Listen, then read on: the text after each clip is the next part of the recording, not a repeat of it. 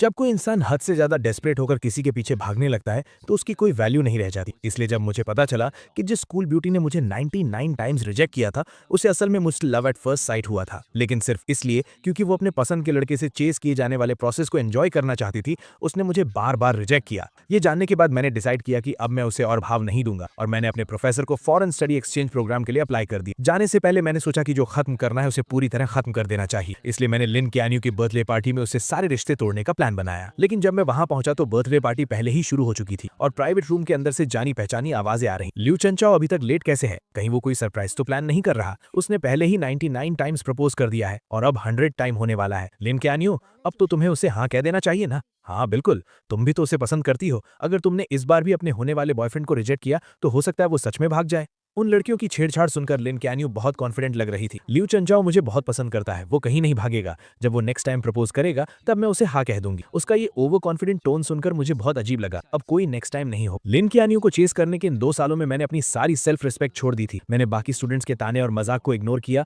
और हर रोज उसे खुश करने के लिए नए नए तरीके आजमाए, लेकिन मेरे सच्चे प्यार का कभी कोई जवाब नहीं मिला। मैंने कई बार गिव अप करने का भी सोचा और न जाने कितनी रातें अकेले रोते हुए गुजारी, लेकिन अगले दिन मैं फिर से हिम्मत जुटाकर उसके पीछे लग जाता था। यहाँ तक कि उसके करीब रहने के लिए मैंने उस फॉरेन एक्सचेंज स्टूडेंट प्रोग्राम को भी लगभग छोड़ ही गया था, जिसे पाना बहुत मुश्किल था। जब तक कि उस दिन मैंने गलती से लिन कैन्यू का फोन नहीं देख लिया। तब मुझे पता चला कि लिन कैन्यू को भी मुझसे लव एट फर्स्ट साइट हुआ था। उसने मेरा contact name dear husband save किया हुआ था और उसकी गैलरी में मेरी हजारों फोटोज थी। लेकिन ये जानने के बाद कि वो भी मुझे पसंद करती है, मुझे बिल्कुल भी खुशी नहीं हुई, बल्कि मुझे बहुत गुस्सा आया और सब कुछ एक मजाक लगने लगा। मैं थक चुका हूँ, मैंने हार मान ली है। अब मैं बस जाना चाहता हूँ और लिन कैन्यू की दुनिया से हमेशा के लिए गायब होना चाहता हूँ। जैसे ही मैंने दरवाजा खोला, रूम के अंदर की बातें अचानक रुक गईं। सबने बड़ी चालाकी से मुंह घुमा लिया और दूसरी बातें करने लगे, जैसे उन्होंने मुझे देखा ही ना हो। लिन कैन्यू ने भी अपनी ड्रिंक उठाई और गेम में शामिल हो गई। उसने एकदम कोल्ड सा फेस बना रखा था और मेरी तरफ देखा तक नहीं। मैंने उसकी तरफ देखा और मुझे मानना पड़ा कि उसकी एक्टिंग सच में कमाल की थी। पूरे रूम के लोगों के मुझे इग्नोर करने पर भी मुझे बिल्कुल बुरा नहीं लगा। मैं चुपचाप जाकर कॉर्नर की एक खाली सीट पर बैठ गया। अगले 1 घंटे तक सब लोग आपस में बातें करते रहे और मजे करते रहे, लेकिन मैं वहीं बैठकर अकेले अपना फोन चलाता रहा, जैसे कि मैं वहां हूं ही नहीं। पहले जब भी लिन कैन्यू सामने आती थी तो मैं किसी भी तरह उसके पास जाने का मौका ढूंढता था और उसका अटेंशन पाने के लिए अलग अलग टॉपिक्स पर बात करता था। इस बर्थडे पार्टी के लिए भी मैंने उसे बहुत मनाया था और कई लोगों से सिफारिश करवाई थी, तब जाकर उसने मुझे इन्वाइट किया था। नॉर्मली जो चीज इतनी मुश्किल से मिले उसकी ज्यादा कदर होनी चाहिए, लेकिन मेरा ये रिलैक्स्ड एटीट्यूड देखकर ऐसा लग रहा था जैसे मुझे उसके बर्थडे की कोई परवाह ही नहीं। मेरा ये पहले से एकदम अलग और कोल्ड बिहेवियर देखकर लिन कैन्यू आखिरकार खुद को रोक नहीं पाई और उसने छुप छुप कर मुझे कई बार देखा। बर्थडे सॉन्ग गाने और केक काटने के बाद जल्द ही गिफ्ट देने का टाइम आ गया। मैंने सबका वेट किया कि सब अपने गिफ्ट्स दे दें। फिर मैं आराम से खड़ा हुआ और अपने बैग से कैलेंडर निकालकर उसे दे दिया। वहां मौजूद सभी लोग हैरानी से मुझे देखने लगे, क्योंकि वो कैलेंडर बस एक हाथ के साइज का था और उसमें सिर्फ 30 पेजेस थे। वो देखने में बहुत ही सस्ता लग रहा था। मुझे फर्क नहीं पड़ा कि बाकी लोग क्या सोच रहे हैं। मैंने बस लिन चैनियो की तरफ देखा और आराम से कहा, लिन चैनियो, आज से तुम हर दिन इसका एक पेज फाड़ना। जब तुम आखिरी पेज पर पहुंचोगी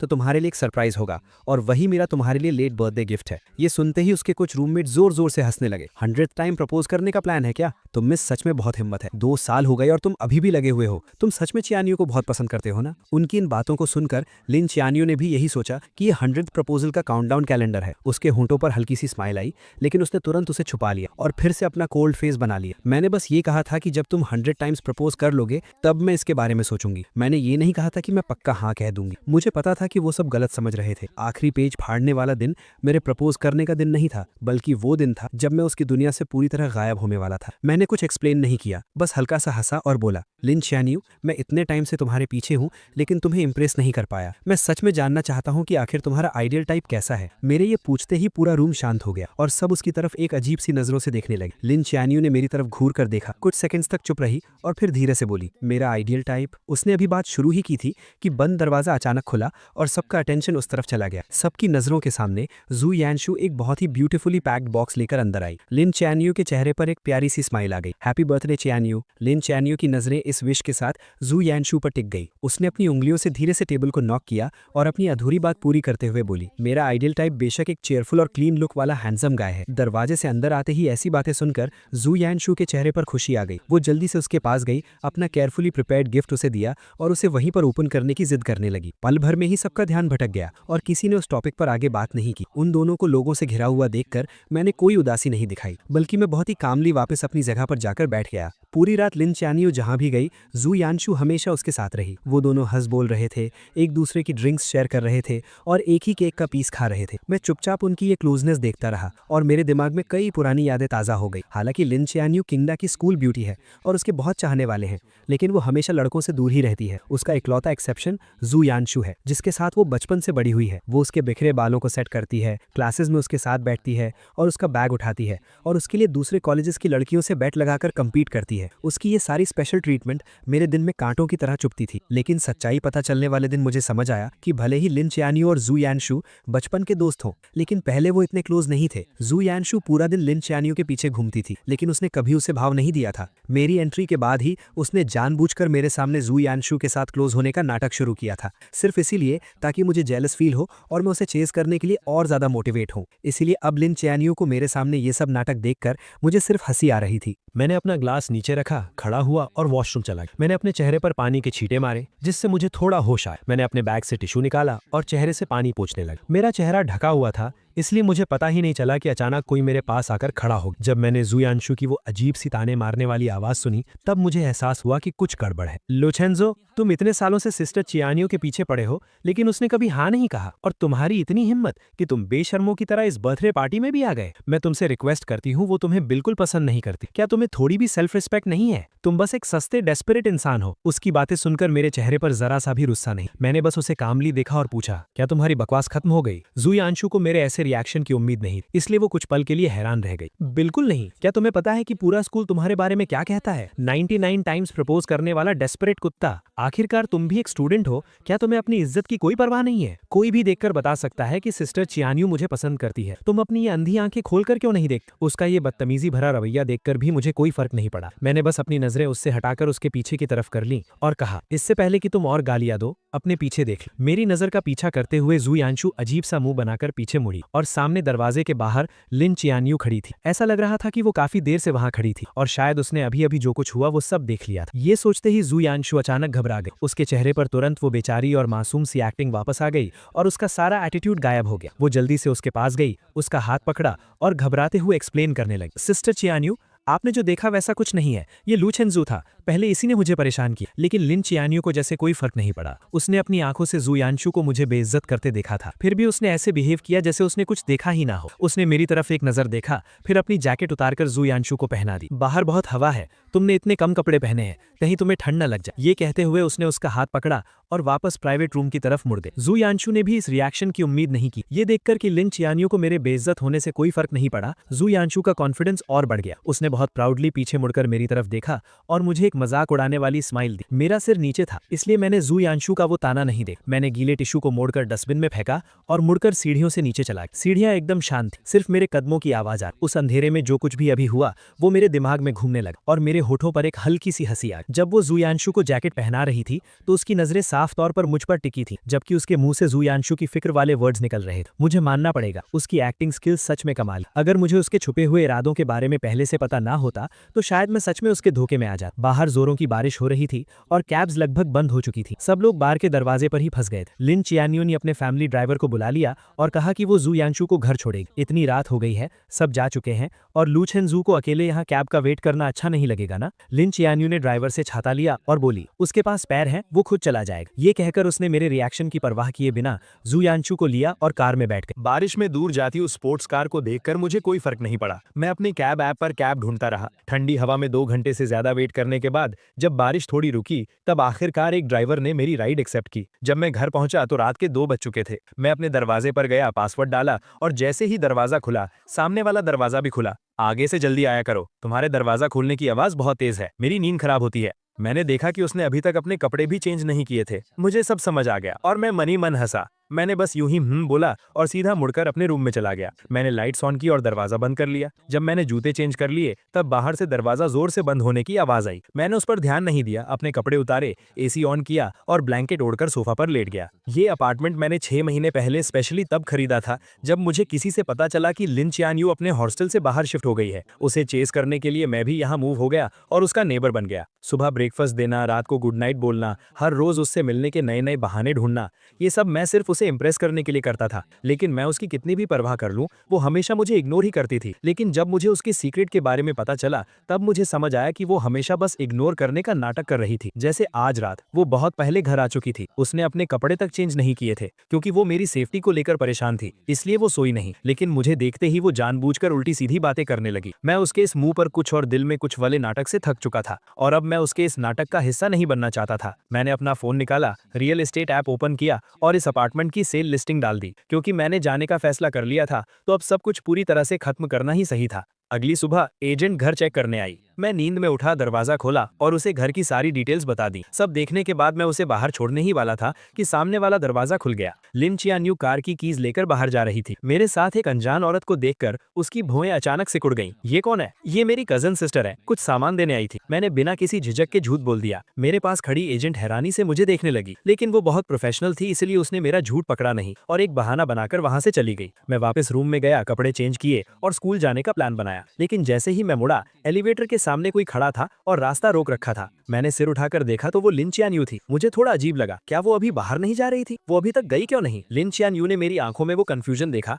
और थोड़ी ऑकवर्ड होते हुए बोली, आज मैं तुम्हें स्कूल ड्रॉप कर दूंगी। मुझे समझ नहीं आ रहा था कि आज वो एक अलग इंसान की तरह बिहेव क्यों कर रही है, तो मैंने सिर हिलाकर मना कर दिया। लेकिन वो किसी बीमार इंसान की तरह मुझे ड्रॉप करने की जिद करने लगी। उसने बहुत से बहाने बनाए, लेट होने से लेकर रास्ते में पढ़ने तक। जब लगा कि वो एनवायरनमेंट सेव करने वाला बहाना भी देने ही वाली है, तो मैं उससे बहस नहीं कर पाया। मैं और टाइम वेस्ट नहीं करना चाहता था, इसलिए मैं मान गया। पूरे रास्ते हम दोनों ने एक शब्द भी नहीं बोला। कार के अंदर एकदम सन्नाटा था। उसे मेरी बकबक सुनने की आदत थी। अब मुझे इतना शांत देखकर लिन चियान्यू को बहुत अजीब लग रहा था और उसके मन में एक हैरानी सी थी। ऐसा लग रहा था कि ये उसका वहम नहीं है। मैं इन कुछ दिनों में सच में बदल गया हूँ और ये बदलाव उसे अंदर ही अंदर घबरा रहा था। जब हम स्कूल पहुंचे, मैंने अपनी सीट बेल्ट खोली, बस थैंक यू कहा और पहले ही बाहर निकल गया। मैं तेजी से स्कूल गेट के अंदर गया और मैंने नोटिस किया कि वहां से गुजरने वाला हर इंसान मुझे एक बहुत अजीब नजर से घूर रहा है। यही लू चेंजू है। हाँ, वही जो ट्रेंडिंग टॉपिक में है। कितनी शर्म की बात है। ये अजीब बातें सुनकर मैंने जल्दी से अपना फोन चेक किया और मुझे मेरे कुछ फ्रेंड्स के भेजे हुए लिंक्स दिखे। मैंने लिंक ओपन किया और देखा कि किसी ने लिन ख्यानयू को चेस करने की मेरी पूरी कहानी गॉसिप पेज पर डाल दी थी और वो ट्रेंड कर रही थी। उस चिंग द डेस्परेट डॉग वाले टाइटल को देखकर मैं एकदम हैरान रह गया। उस टाइटल के अंदर सबसे पॉपुलर पोस्ट वही थी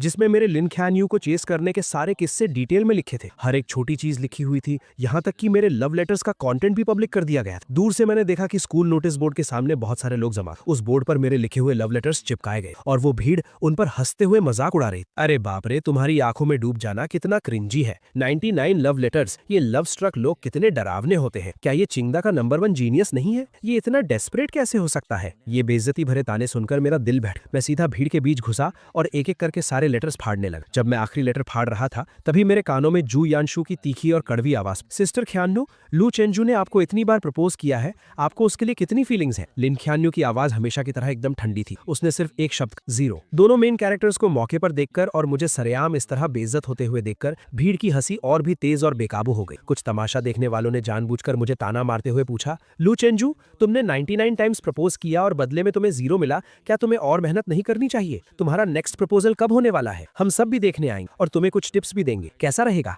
मैंने अपने हाथों में उन फटे हुए लव लेटर्स को कसकर पकड़ ली, इतनी जोर से कि मेरी उंगलियां सफेद पड़ गई। कुछ बातें मेरे होठों तक आईं और मैं कुछ बोलने ही वाला था, लेकिन चारों तरफ से मुझे घूरती उन नजरों को देखकर मैंने खुद को रोक लिया। मैंने अपने हाथों में उन लेटर्स को हवा में ऊंचा उठाया जैसे कोई बैटल फ्लैग लहरा रहा हो और जोर से अनाउंस, ठीक है, 100वां प्रपोजल स्कूल के सेंट्रल स्क्वायर में 3 दिसंबर की सुबह 9 बजे। पूरे स्कूल के स्टूडेंट्स अपने दोस्तों के साथ इसे देखने के लिए इन्वाइटेड है। ये कहने के बाद मैंने परवाह नहीं की कि वहां खड़े लोग क्या रिएक्शन दे रहे हैं। मैं अपना सिर ऊंचा करके पूरे कॉन्फिडेंस के साथ वहां से चला गया। उस सुबह मैं अपनी क्लासेस में नहीं गया। मैं वापस घर आ गया और मैंने अपने पास रखे उन सभी लव लेटर्स को एक एक करके फाड़ा, उन्हें जलाकर राख कर दिया और फिर फ्लश कर दिया। वीकेंड पर एक क्लब जो काफी टाइम से इनएक्टिव था, उसने अचानक मीटअप का मैसेज भेजा। मुझे वैसे भी अपनी क्लब रेजिग्नेशन एप्लीकेशन देनी थी, तो मैं वहां चला गया। लेकिन जैसे ही मैंने दरवाजा खोला, मैंने देखा कि लिन ख्यान्यू, जो कभी इन इवेंट्स में नहीं आती थी, वो भी आज हैरानी से वहां मौजूद। मैंने उसे इग्नोर किया और सीधा कॉर्नर में जाकर बैठ गया। मुझे देखते ही जू यानशु के कुछ दोस्तों ने नाटक शुरू कर, ख्यान्यू यहाँ आने के लिए कैसे मान गई? बेशक इसीलिए क्योंकि यानशु को पार्टी करना पसंद है। सब जानते हैं कि हमारी स्कूल ब्यूटी सिर्फ यानशु की बात मानती। मुझे उनके इन सस्ते नाटकों में कोई इंटरेस्ट नहीं, इसलिए मैंने बस कुछ ऑरेंजेस लिए और उन्हें छीलकर खाने। जब सब लोग जमा जमा हो गए तो प्रेसिडेंट ने गेम शुरू करने की अनाउंसमेंट। मुझे कोई इंटरेस्ट नहीं था, लेकिन मुझे जबरदस्ती खींचा गया और मुझे बिना मन के इस बोरिंग ट्रूथ और डेयर गेम को खेलना पड़ा। 7-8 राउंड्स के बाद आखिरकार लिन ख्यान यू हार गई। सब लोग एक्साइटमेंट भी चिल्लाने लगे। लिन स्कूल ब्यूटी को डेयर मिला है, कमरे में मौजूद किसी भी ऑपोजिट जेंडर को 3 मिनट तक किस करना। जल्दी बताओ स्कूल ब्यूटी ये डेयर पूरा करने के लिए किसे सिलेक्ट कर। मुझे पता था कि वो मुझे नहीं चुनेगी और मुझे फर्क भी नहीं पड़ता था कि वो किसे चुनती। मैं बस अपना सिर नीचे किए अपने हाथ में रखे डाइस के साथ खेलता रहा और बिल्कुल मेरी उम्मीद के मुताबिक लिन ख्यान यू ने जू यानशु को चुना। लेकिन उसने एक शर्त रखी कि कमरे की सारी लाइट्स बंद कर दी जाएं। कमरे में घुप अंधेरा था और सिर्फ सांसों की आवाजें सुनाई दे रही। 3 मिनट बाद लाइट्स ऑन हो। लिन क्यान्यू आकर अपनी जगह बैठ गए, लेकिन जोयांशु वहीं खड़ी हैरान थी और उसका चेहरा उतरा हुआ था क्योंकि लिन क्यान्यू ने उसे किस नहीं किया था। मैंने बस एक नजर उसकी तरफ देखा, तभी प्रेसिडेंट ने नेक्स्ट राउंड शुरू करने को कहा। मैंने अपने हाथ की 3 डाइस बिना सोचे समझे फेंक दी। बदकिस्मती से तीनों डाइस पर 1 आया, जो सबसे लोवेस्ट स्कोर था। मैंने बिना कुछ कहे कार्ड्स के पाइल से एक कार्ड निकाला और वो वही सेम डेयर था, बिल्कुल सेम पनिशमेंट। पल भर में कमरे के सभी लोग एक्साइट हो गए और उनकी नजरें मेरे, लिन क्यान्यू और जोयांशु के बीच घूमने लगी। मैंने ऐसे प्रिटेंड किया जैसे मैं कुछ देख ही नहीं रहा। मैंने गेम का पॉइंटर घुमा दिया और वो मेरे सामने बैठी एक जूनियर गर्ल पर जाकर रुका। सबको लगा कि मैं पीछे हटने वाला हूँ। मैंने उस जूनियर से कहा, सॉरी, तुम्हें थोड़ी परेशानी होगी। वो जूनियर एकदम कंफ्यूज थी और बस खड़ी होने ही वाली थी कि अचानक लिन क्यान्यू झटके से खड़ी हुई और उसने अपनी चेयर को लात मारकर गिरा दी। जब किसी को समझ नहीं आ रहा था कि क्या हुआ, उसने ठंडे स्वर में बात काटते हुए कहा, बहुत देर से खेल रहे हैं, मैं थक गई हूँ, अब ब्रेक का टाइम है ना। उसके रूममेट्स भी हाँ में हाँ मिलाने लगे तो प्रेसिडेंट को मजबूरन पनिशमेंट को होल्ड पर रखना पड़ा। ब्रेक के दौरान कुछ लड़कियों ने कहा कि उन्हें भूख लगी। रूममेट्स तुरंत कमरे के लड़कों को नीचे खाने पीने का सामान लाने के लिए ले गए और उन्हें गए हुए 20 मिनट हो गए। उन्हें वापस आता ना देख प्रेसिडेंट और वेट नहीं करना चाहता था, इसलिए उसने गेम कंटिन्यू करने की अनाउंसमेंट की। मैंने अपना फोन नीचे रखा और चारों तरफ देखा। तब मुझे पता चला कि वो जूनियर वहां नहीं थी। सच कहूं तो लिन क्यान्यू को छोड़कर वहां कोई भी लड़की नहीं थी। मुझे गेस करने की जरूरत नहीं थी, मुझे पता था कि ये लिन क्यान्यू ने जानबूझकर किया है, लेकिन मैं उसके प्लान को सक्सेसफुल नहीं होने देना चाहता था। इसलिए मैंने अपने सामने रखा 500 ml का ग्लास उठाया और सबकी तरफ इशारा किया। मैंने जिस पार्टनर को सिलेक्ट किया था वो जा चुका, इसलिए गेम के रूल्स के हिसाब से मैं ड्रिंक खत्म करके अपनी पनिशमेंट पूरी करूंगा। ये कहने के बाद मैंने बिना कोई एक्सप्रेशन बदले पूरा ग्लास एक सांस में खत्म कर दी। लिन क्यान्यू को उम्मीद नहीं थी कि मैं उसे चुनने के बजाय ड्रिंक पीना चूज करूंगा। उसका चेहरा तुरंत गुस्से से डार्क हो गया। उसने मेरी तरफ देखा जिसका चेहरा अब लाल हो रहा था और अपने हाथ में पकड़े डाइस को इतनी जोर से दबाया कि उससे आवाज आने लगी। आधे लोगों के चले जाने के बाद गेम में कोई मजा नहीं बचा था, इसलिए वो पार्टी वहीं खत्म हो गई। मैं नशे में झूमता हुआ सबके जाने का वेट करता रहा। फिर मैंने अपने बैग से क्लब रेजिग्नेशन एप्लीकेशन निकाली और प्रेसिडेंट को दे दी। दीवार के सहारे मैं नीचे जाने की कोशिश करने लगा। मैं सीढ़ियों के पास पहुंचा ही था कि मुझे धुंधला धुंधला जोयांशु दिखाई दी। मैं उसे इग्नोर करके साइड से निकलने ही वाला था कि उसने मेरा हाथ जोर से पकड़ लिया। उसकी आंखों में बहुत गुस्सा था। अभी लाइट्स ऑन होने के बाद तुमने मुझे उस अजीब नजरों से क्यों देखा था? मैं तुम्हें बता दूं, भले ही सिस्टर क्यान्यू में मुझे किस नहीं किया, उसका भी एक रीजन था। वो मेरी रिस्पेक्ट करती है। उसकी बातें सुनकर मेरी हंसी छूटने ही वाली थी, लेकिन मुझे पता था कि इस वक्त मैं कुछ भी कहूं जोयांशु नहीं समझेगी, इसलिए मैंने बस अपना सिर हिलाया और कहा,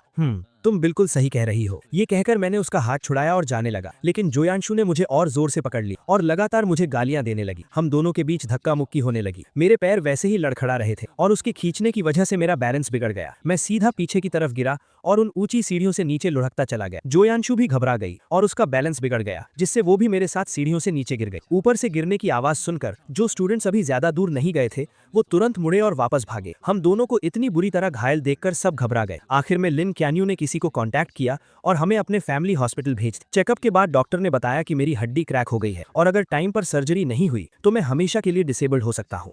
जब से उसे पता चला कि हमें चोट लगी है, उसकी नजरें मुझसे एक पल के लिए भी नहीं हटी। मेरे पीले पड़े चेहरे और माथे से टपकते पसीने को देखकर ऐसा लग रहा था जैसे वो भी मेरे दर्द को फील कर रही थी और उसका दिल भी दर्द से तड़प रहा था। ऑपरेशन थिएटर रेडी था, लेकिन हॉस्पिटल में अभी सिर्फ एक ही एक्सपर्ट डॉक्टर मौजूद था जो ये सर्जरी कर सकता था। लिन क्यान्यू को डिसाइड करना था कि पहले सर्जरी किसकी होगी। उसने बिना सोचे मेरी तरफ देखा और मेरी नजरें भी उसी पर थी। मेरी उन आंखों में अब पहले वाला प्यार और पागलपन नहीं था, बस एक मरे हुए तालाब जैसी शांति थी। मेरी उस नजर को देखकर लिन क्यान्यू का दिल जोर से कांप उठा। मिस, प्लीज जल्दी डिसाइड कीजिए, पहले की सर्जरी करनी है। मैं स्ट्रेचर पर अपने पीले पड़े चेहरे के साथ लेटा हुआ था। बेहोश होने से ठीक 1 सेकंड पहले मैंने लिन क्यान्यू को पूरे कॉन्फिडेंस के साथ एक नाम लेते हुए सुना, जोयांशु। पहले जोयांशु को बचाओ। जल्दी ही डॉक्टर्स जोयांशु को ऑपरेशन थिएटर में ले गए। जैसे ही वो दरवाजा बंद हुआ मैं पूरी तरह से बेहोश हो गया। जब मुझे दोबारा होश आया तब तक एक दिन बीत चुका था। आंखें खोलते ही सबसे पहले मैंने अपने पैरों को हाथ लगाकर चेक किया। जब मुझे फील हुआ कि मेरे पैर अभी भी सही सलामत हैं, तब जाकर मैंने चैन की सांस ली। मेरी आंखों से खुशी के आंसू छलक पड़े। थैंक गॉड, मैं डिसेबल्ड नहीं हुआ। खबर मिलते ही मेरे मेरे पेरेंट्स तुरंत आ गए और मुझे टॉप फ्लोर के वीआईपी वार्ड में शिफ्ट कर दिया, जहां वो मेरी देखभाल करने लगे। 2 घंटे बाद जू यांशु को मेरे ठीक सामने वाले वार्ड में शिफ्ट किया गया। लिन क्यून्यू खुद उसका हाथ पकड़कर उसे अंदर लेकर आई। चेकअप्स में आसानी हो इसलिए दोनों वार्ड्स के दरवाजे खुले हुए थे और मैं सामने वाले वार्ड में जो कुछ भी हो रहा था वो सब साफ साफ सुन सकता था। जू यांशु दर्द से परेशान थी तो लिन क्यून्यू को अलग अलग बातों से उसका ध्यान भटकाने की कोशिश कर रही थी। हॉस्पिटल का खाना उसे पसंद नहीं आ रहा था तो लिन क्यून्यू खुद घर जाकर उसके लिए लाइट और हेल्थी खाना बनाकर लाई। वार्ड में खाली बैठे उसे बोर फील हो रहा था तो लिन क्यून्यू उसके टाइम पास के लिए अलग अलग मजेदार चीजें लेकर आई। इन 10 दिनों में वो दोनों इतने क्लोज हो गए कि नर्सेस भी गॉसिप करने लगी कि क्या हॉस्पिटल के डायरेक्टर को उनका होने वाला दामाद मिल गया है। मैं चुपचाप ये सब सुनता रहा और मैंने कोई दखल नहीं दिया, लेकिन मुझे अच्छे से पता था कि लिन क्यून्यू ये सब नाटक सिर्फ मुझे दिखाने के लिए कर रही है। आखिरकार मैंने इस वार्ड का दरवाजा सैकड़ों बार बंद किया था, लेकिन हर बार दरवाजा बंद होते ही कोई नर्स चेकअप के लिए आ जाती। ये कोई इत्तेफाक तो बिल्कुल नहीं। डिस्चार्ज वाले दिन मुझे बेसमेंट पार्किंग में वो दोनों फिर मिल गए। मुझे आता देख लिन क्यून्यू ने व्हील चेयर पर बैठी जू यांशु को उठाया और कार में बिठा दिया। लू चेंजो, मैंने सुना है तुम क्यून्यू के घर के सामने ही रहते हो, चलो हम तुम्हें ड्रॉप कर देते हैं। मैं उनसे कोई बात नहीं करना चाहता था तो मैंने बिना सिर उठाए सीधा अपनी कैब में बैठ गया। जब कैब मेरे अपार्टमेंट के नीचे पहुंची मैंने अपने पेरेंट्स की हेल्प लेने से मना कर दिया और अपनी क्रचेस के सहारे अकेले ही घर चला गया। एलिवेटर बेसमेंट 1 से फर्स्ट फ्लोर पर आई। लिन क्यून्यू जिसे जू यांशु को घर छोड़ने जाना था वो अचानक एलिवेटर के अंदर आ गई। हम दोनों ने एक दूसरे को देखा लेकिन किसी ने कुछ नहीं कहा। एलिवेटर 17th फ्लोर पर रुकी। लिन क्यून्यू दरवाजे के पास खड़ी थी और बाहर नहीं जा रही, इसलिए मुझे अपनी क्रचेस के सहारे थोड़ा घूमकर पहले बाहर निकलना पड़ा। मैं धीरे चल रहा था लेकिन मेरे पीछे आ रही लिन क्यून्यू मुझसे भी धीरे चल रही। मैं फील कर सकता था कि उसकी नजरें मुझ पर ही टिकी थी। जब मैं दरवाजे पर पहुंचा मैंने पासवर्ड डालना चाहा लेकिन अचानक मेरी क्रच जमीन पर गिर गई। मुझे दीवार के सहारे धीरे धीरे नीचे झुकना पड़ा। जैसे ही मैंने अपनी क्रच पकड़ी अचानक मेरे सामने एक परछाई सी आई। लिन क्यानयू भी नीचे बैठ गई थी, शायद मेरी क्रच उठाने के लिए, लेकिन जैसे ही उसकी नजर मुझसे मिली उसने अपना हाथ पीछे खींच लिया और अपने खुले हुए शूलेस बांधने का नाटक करने लगी। मेरे चेहरे पर एक मजाक उड़ाने वाली स्माइल आ गई। मैंने अपनी क्रच उठाई, धीरे धीरे खड़ा हुआ और रूम के अंदर चला गया। घर पर लंबे समय तक रेस्ट करने के बाद फाइनल एग्जाम्स का टाइम आ गया। हालांकि मुझे जल्द ही विदेश जाना था लेकिन अब मैं थोड़ा चल सकता था, इसलिए मैंने एग्जाम पोस्टपोन करने की एप्लीकेशन नहीं दी और एग्जाम देने चला गया। लेक्चर हॉल में बहुत सीढ़ियां थी और मेरे पैरों की चोट अभी पूरी तरह ठीक नहीं हुई थी, इसलिए मैं बीच में फर्स्ट रो में बैठ गया। थोड़ी देर में लिन क्यानयू जू यांशु को सहारा देकर अंदर लाई। मुझे देखते ही जू यांशु ने तुरंत नाटक शुरू कर दिया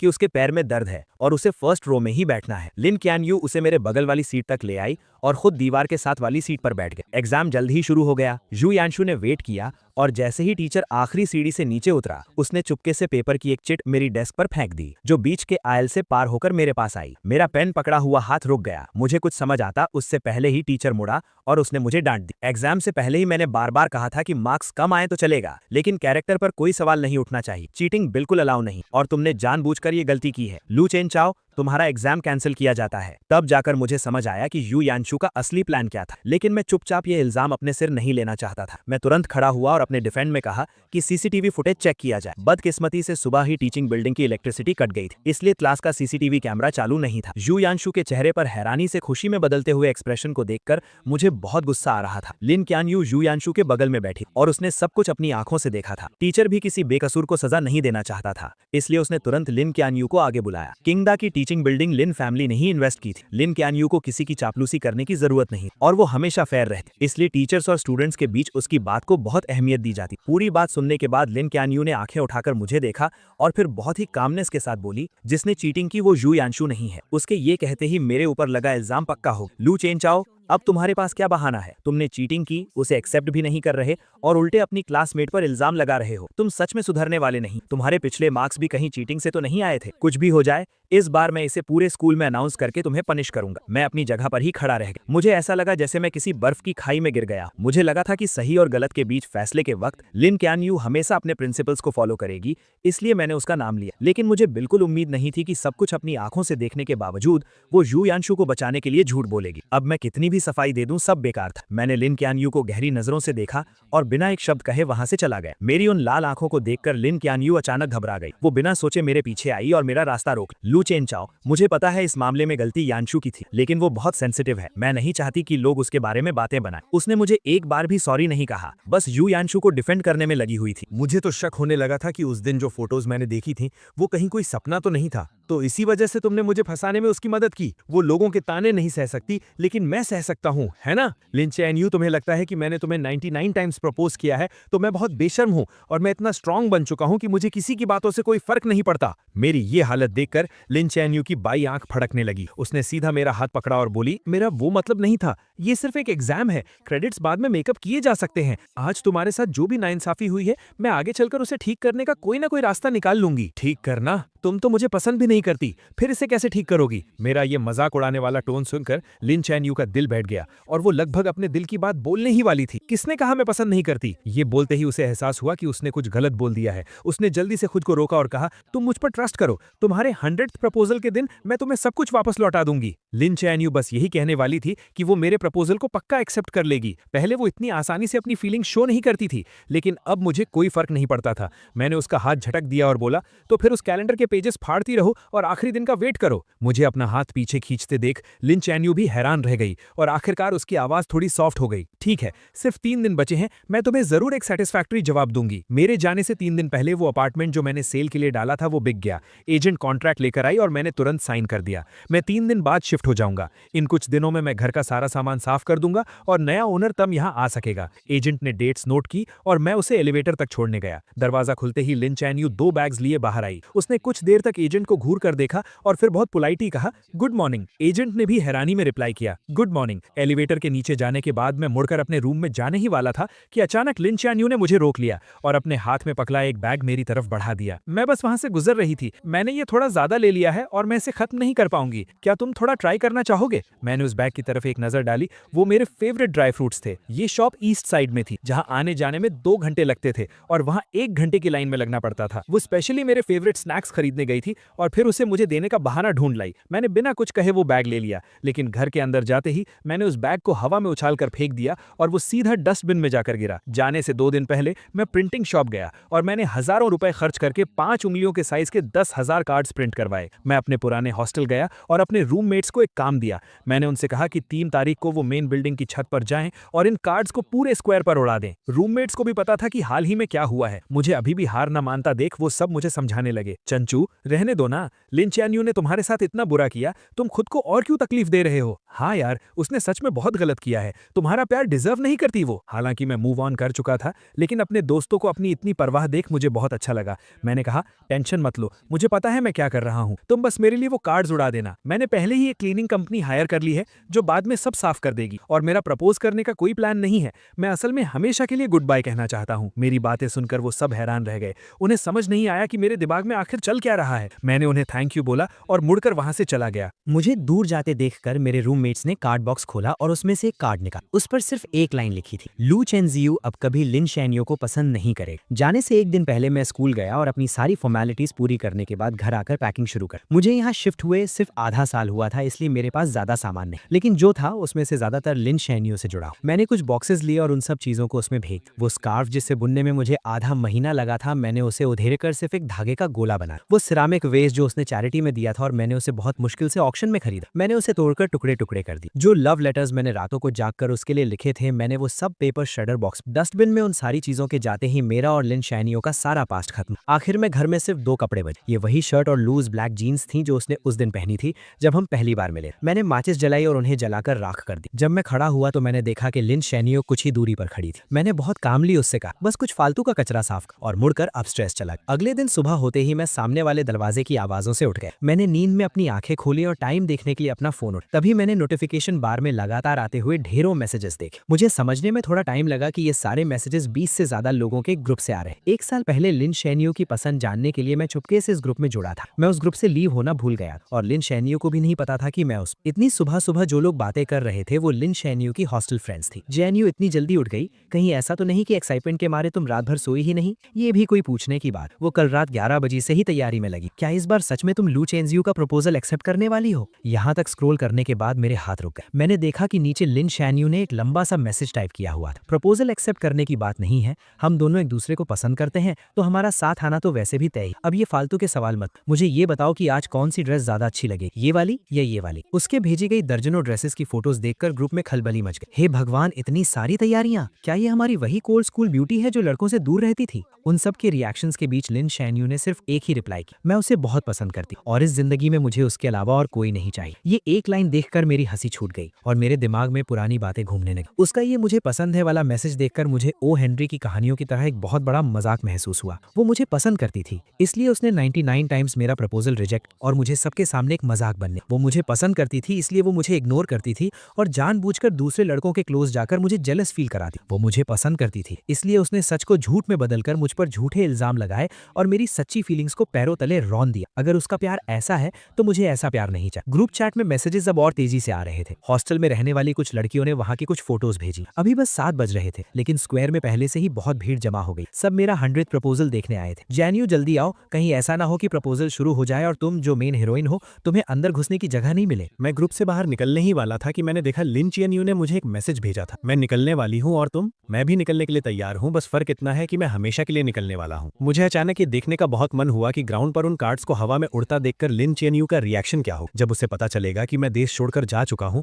तो उसे कैसा फील होगा। लेकिन अफसोस, मैं वो सब नहीं देख पाऊंगा। आज के बाद लिन चियनयू से मेरा कोई लेना देना नहीं है। मैंने आराम से अपनी पैकिंग खत्म की, मुड़कर उस खाली रूम को देखा और फिर अपना फोन निकालकर लिन चियनयू के सारे नंबर्स और अकाउंट्स ब्लॉक कर दिए। ये सब करने के बाद मुझे इतनी शांति मिली जो मैंने पहले कभी फील नहीं की थी। मैंने अपना सूटकेस उठाया, मुड़कर दरवाजे से बाहर निकला और अपनी एक नई और बेहतरीन जिंदगी की तरफ कदम बढ़ा। 9 बजने में अभी 5 मिनट बाकी। स्क्वायर में इतनी भीड़ थी कि पैर रखने की भी जगह नहीं। यहाँ तक कि सिक्योरिटी गार्ड्स को भी ऑर्डर मेंटेन करने के लिए आना पड़ा। नीचे इतने सारे लोगों की भीड़ को देखकर मेरे रूममेट्स हैरान रह गए और खुशी से बातें करने लगे। इतने सारे लोग, इसका मतलब है जो भी होने वाला है वो तुरंत पूरे स्कूल में फैल जाएगा। ये अच्छा ही है, वरना चैन झू के जाने के बाद भी लोग पीठ पीछे उसके बारे में बातें करते रहेंगे। वो आपस में बातें कर ही रहे थे कि टाइम हो गया। 8:59 हो गए हैं। चैन झू पहुंच चुका होगा। जल्दी करो, जो कार्ड्स फेंकने वाले हैं और जो फोटोज क्लिक करने वाले हैं सब रेडी हो जाओ। हमें चैन झू के फ्लाइट में बैठने से पहले उसे ये नजारा जरूर दिखाना है। उनकी बात खत्म होते ही 9 बजे का अलार्म बज उठा। 2 लड़के राइट और लेफ्ट साइड में अपनी पोजीशन पर खड़े हो गए और विंडो पर रखे उन कार्ड्स के ढेरों को हवा में उड़ा दी। पल भर में ही वो सफेद कार्ड 16th फ्लोर की छत से हवा में तैरते हुए नीचे गिरने लगे। स्क्वायर में खड़े किसी कमजोर नजर वाले स्टूडेंट ने चिल्लाकर कहा, देखो स्नो गिर रही है, और सबने अपना सिर ऊपर उठा लिया। जैसे ही वो कार्ड्स नीचे गिरने वाले थे,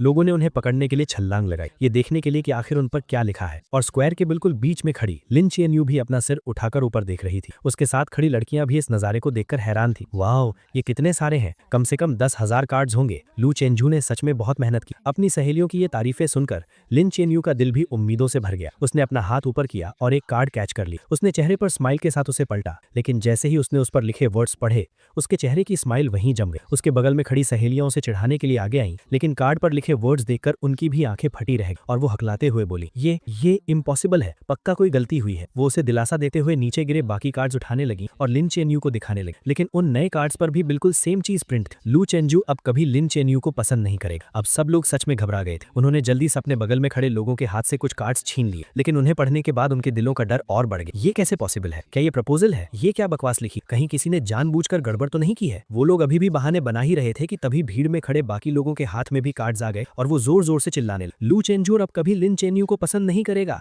अरे तो ये प्रपोजल नहीं था यार, सबको यहाँ बेवकूफ बनाकर बुलाया गया सिर्फ ये क्लियर करने के लिए। इतनी मेहनत से प्रमोशन किया, अब तो पूरे स्कूल को पता चल गया। लोगों की तेज होती इन आवाजों और बातों को सुनकर लिन चेनयू के चेहरे का रंग धीरे धीरे उड़ गया। उसे ऐसा लगा जैसे किसी ने उसका दिल जकड़ लिया हो। उसके दिमाग में ऑक्सीजन की कमी होने लगी और सब कुछ ब्लैंक हो गया। उसकी आंखों में सिर्फ हैरानी और डर साफ दिखा जा सकता था। स्क्वायर में खड़े हजारों लोग पंजों के बल उठकर उसका रिएक्शन देखने की कोशिश कर रहे थे और सबकी उम्मीदों के मुताबिक उसने अपने हाथ के कार्ड्स फेंक दिए और तेज कदमों से मेन बिल्डिंग की तरफ भागने लगे। तमाशा देखने वाले लोग भी तुरंत उसके पीछे पीछे जाने लगे। आखिरी कार्ड्स का बंडल नीचे फेंकने के बाद रूममेट्स भी जाने की तैयारी कर रहे, लेकिन जैसे ही वो दरवाजे के पास पहुंचे, सामने से लिन चैनयू आ गई। वो अपनी सहेलियों के साथ भागकर ऊपर आई थी और कुछ ही सेकंड्स में उनके पीछे तमाशा देखने वालों की भारी भीड़ भी वहां आ गई। लिन चैनयू को देखकर रूममेट्स ने तुरंत उसे ताना मारना शुरू कर दी। ओहो, तो ये हमारी चिंगडा की स्कूल ब्यूटी है ना? क्या तुम कहती नहीं थी कि लू चेनझू तुम्हारे लायक नहीं है? तो फिर तुम इस बोरिंग से तमाशे में हिस्सा लेने क्यों आई हो? उनकी ये तानेबाजी सुनकर लिन चैनयू के हाथ कसकर मुट्ठी बन गए। उसका चेहरा गुस्से से लाल हो गया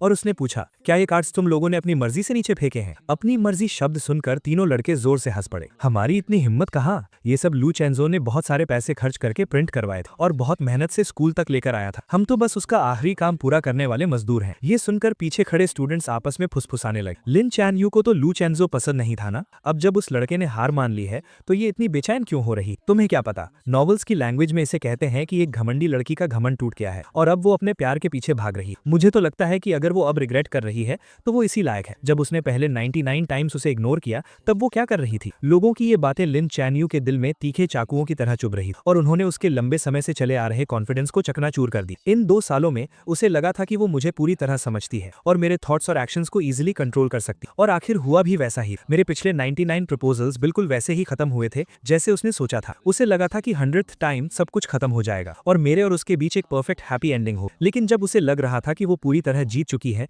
मैंने पूरी दुनिया के सामने उसे सबसे बड़ा झटका दिया। अब वो पहले की तरह शांत और केयरलेस होने का नाटक नहीं कर पा रही। उसकी असलियत सबके सामने आ चुकी। लू चेंजो कहाँ है? प्रेसिडेंट सू ने उसके चेहरे को देखा। उनके होठों पर मजे लेने वाली एक स्माइल आई और उन्होंने हाथ उठाकर चिड़िया के उड़ने का इशारा की। प्रपोजल खत्म हो गया तो जाहिर सी बात है वो उड़ गया। लू चैन यू को लगा कि वो मजाक कर रहा है, लेकिन आखिरी 2 वर्ड सुनकर उसके दिल की धड़कन कुछ सेकंड्स के लिए रुक गई। उड़ गया का मतलब क्या है? अचानक उसके मन में एक बहुत बुरा ख्याल आया। उसने सामने खड़े लड़कों को धक्का दिया और छत की तरफ भागी। छत बिल्कुल खाली थी, वहां कोई नहीं था और सीढ़ियों और एलिवेटर में लोगों की इतनी भीड़ थी कि मेरा नीचे जाना इम्पॉसिबल था। क्या लू चेंजो आज स्कूल नहीं आया था? ये एहसास होते ही वो बुरी तरह घबरा गई और उसे समझ नहीं आ रहा था कि वो क्या करे। सिक्योरिटी गार्ड्स ने आखिरकार मेन बिल्डिंग में फंसी सारी भीड़ को बाहर निकाला। अपनी सहेलियों के सहारे लिन चैन यू नीचे आई। उसने देखा कि 7-8 स्वीपर्स जमीन से वो कार्ड्स साफ कर रहे थे। वो बिना कुछ सोचे नीचे झुकी और एक कार्ड उठाया जिस पर जूतों के निशान छपे थे। अब जब उसने उन वर्ड्स को देखा तो उसकी फीलिंग्स बदल चुकी थी। उसका गुस्सा और हैरानी अब एक कभी ना खत्म होने वाले डर और घबराहट में बदल चुके थे। कुछ नहीं होगा चैन यू,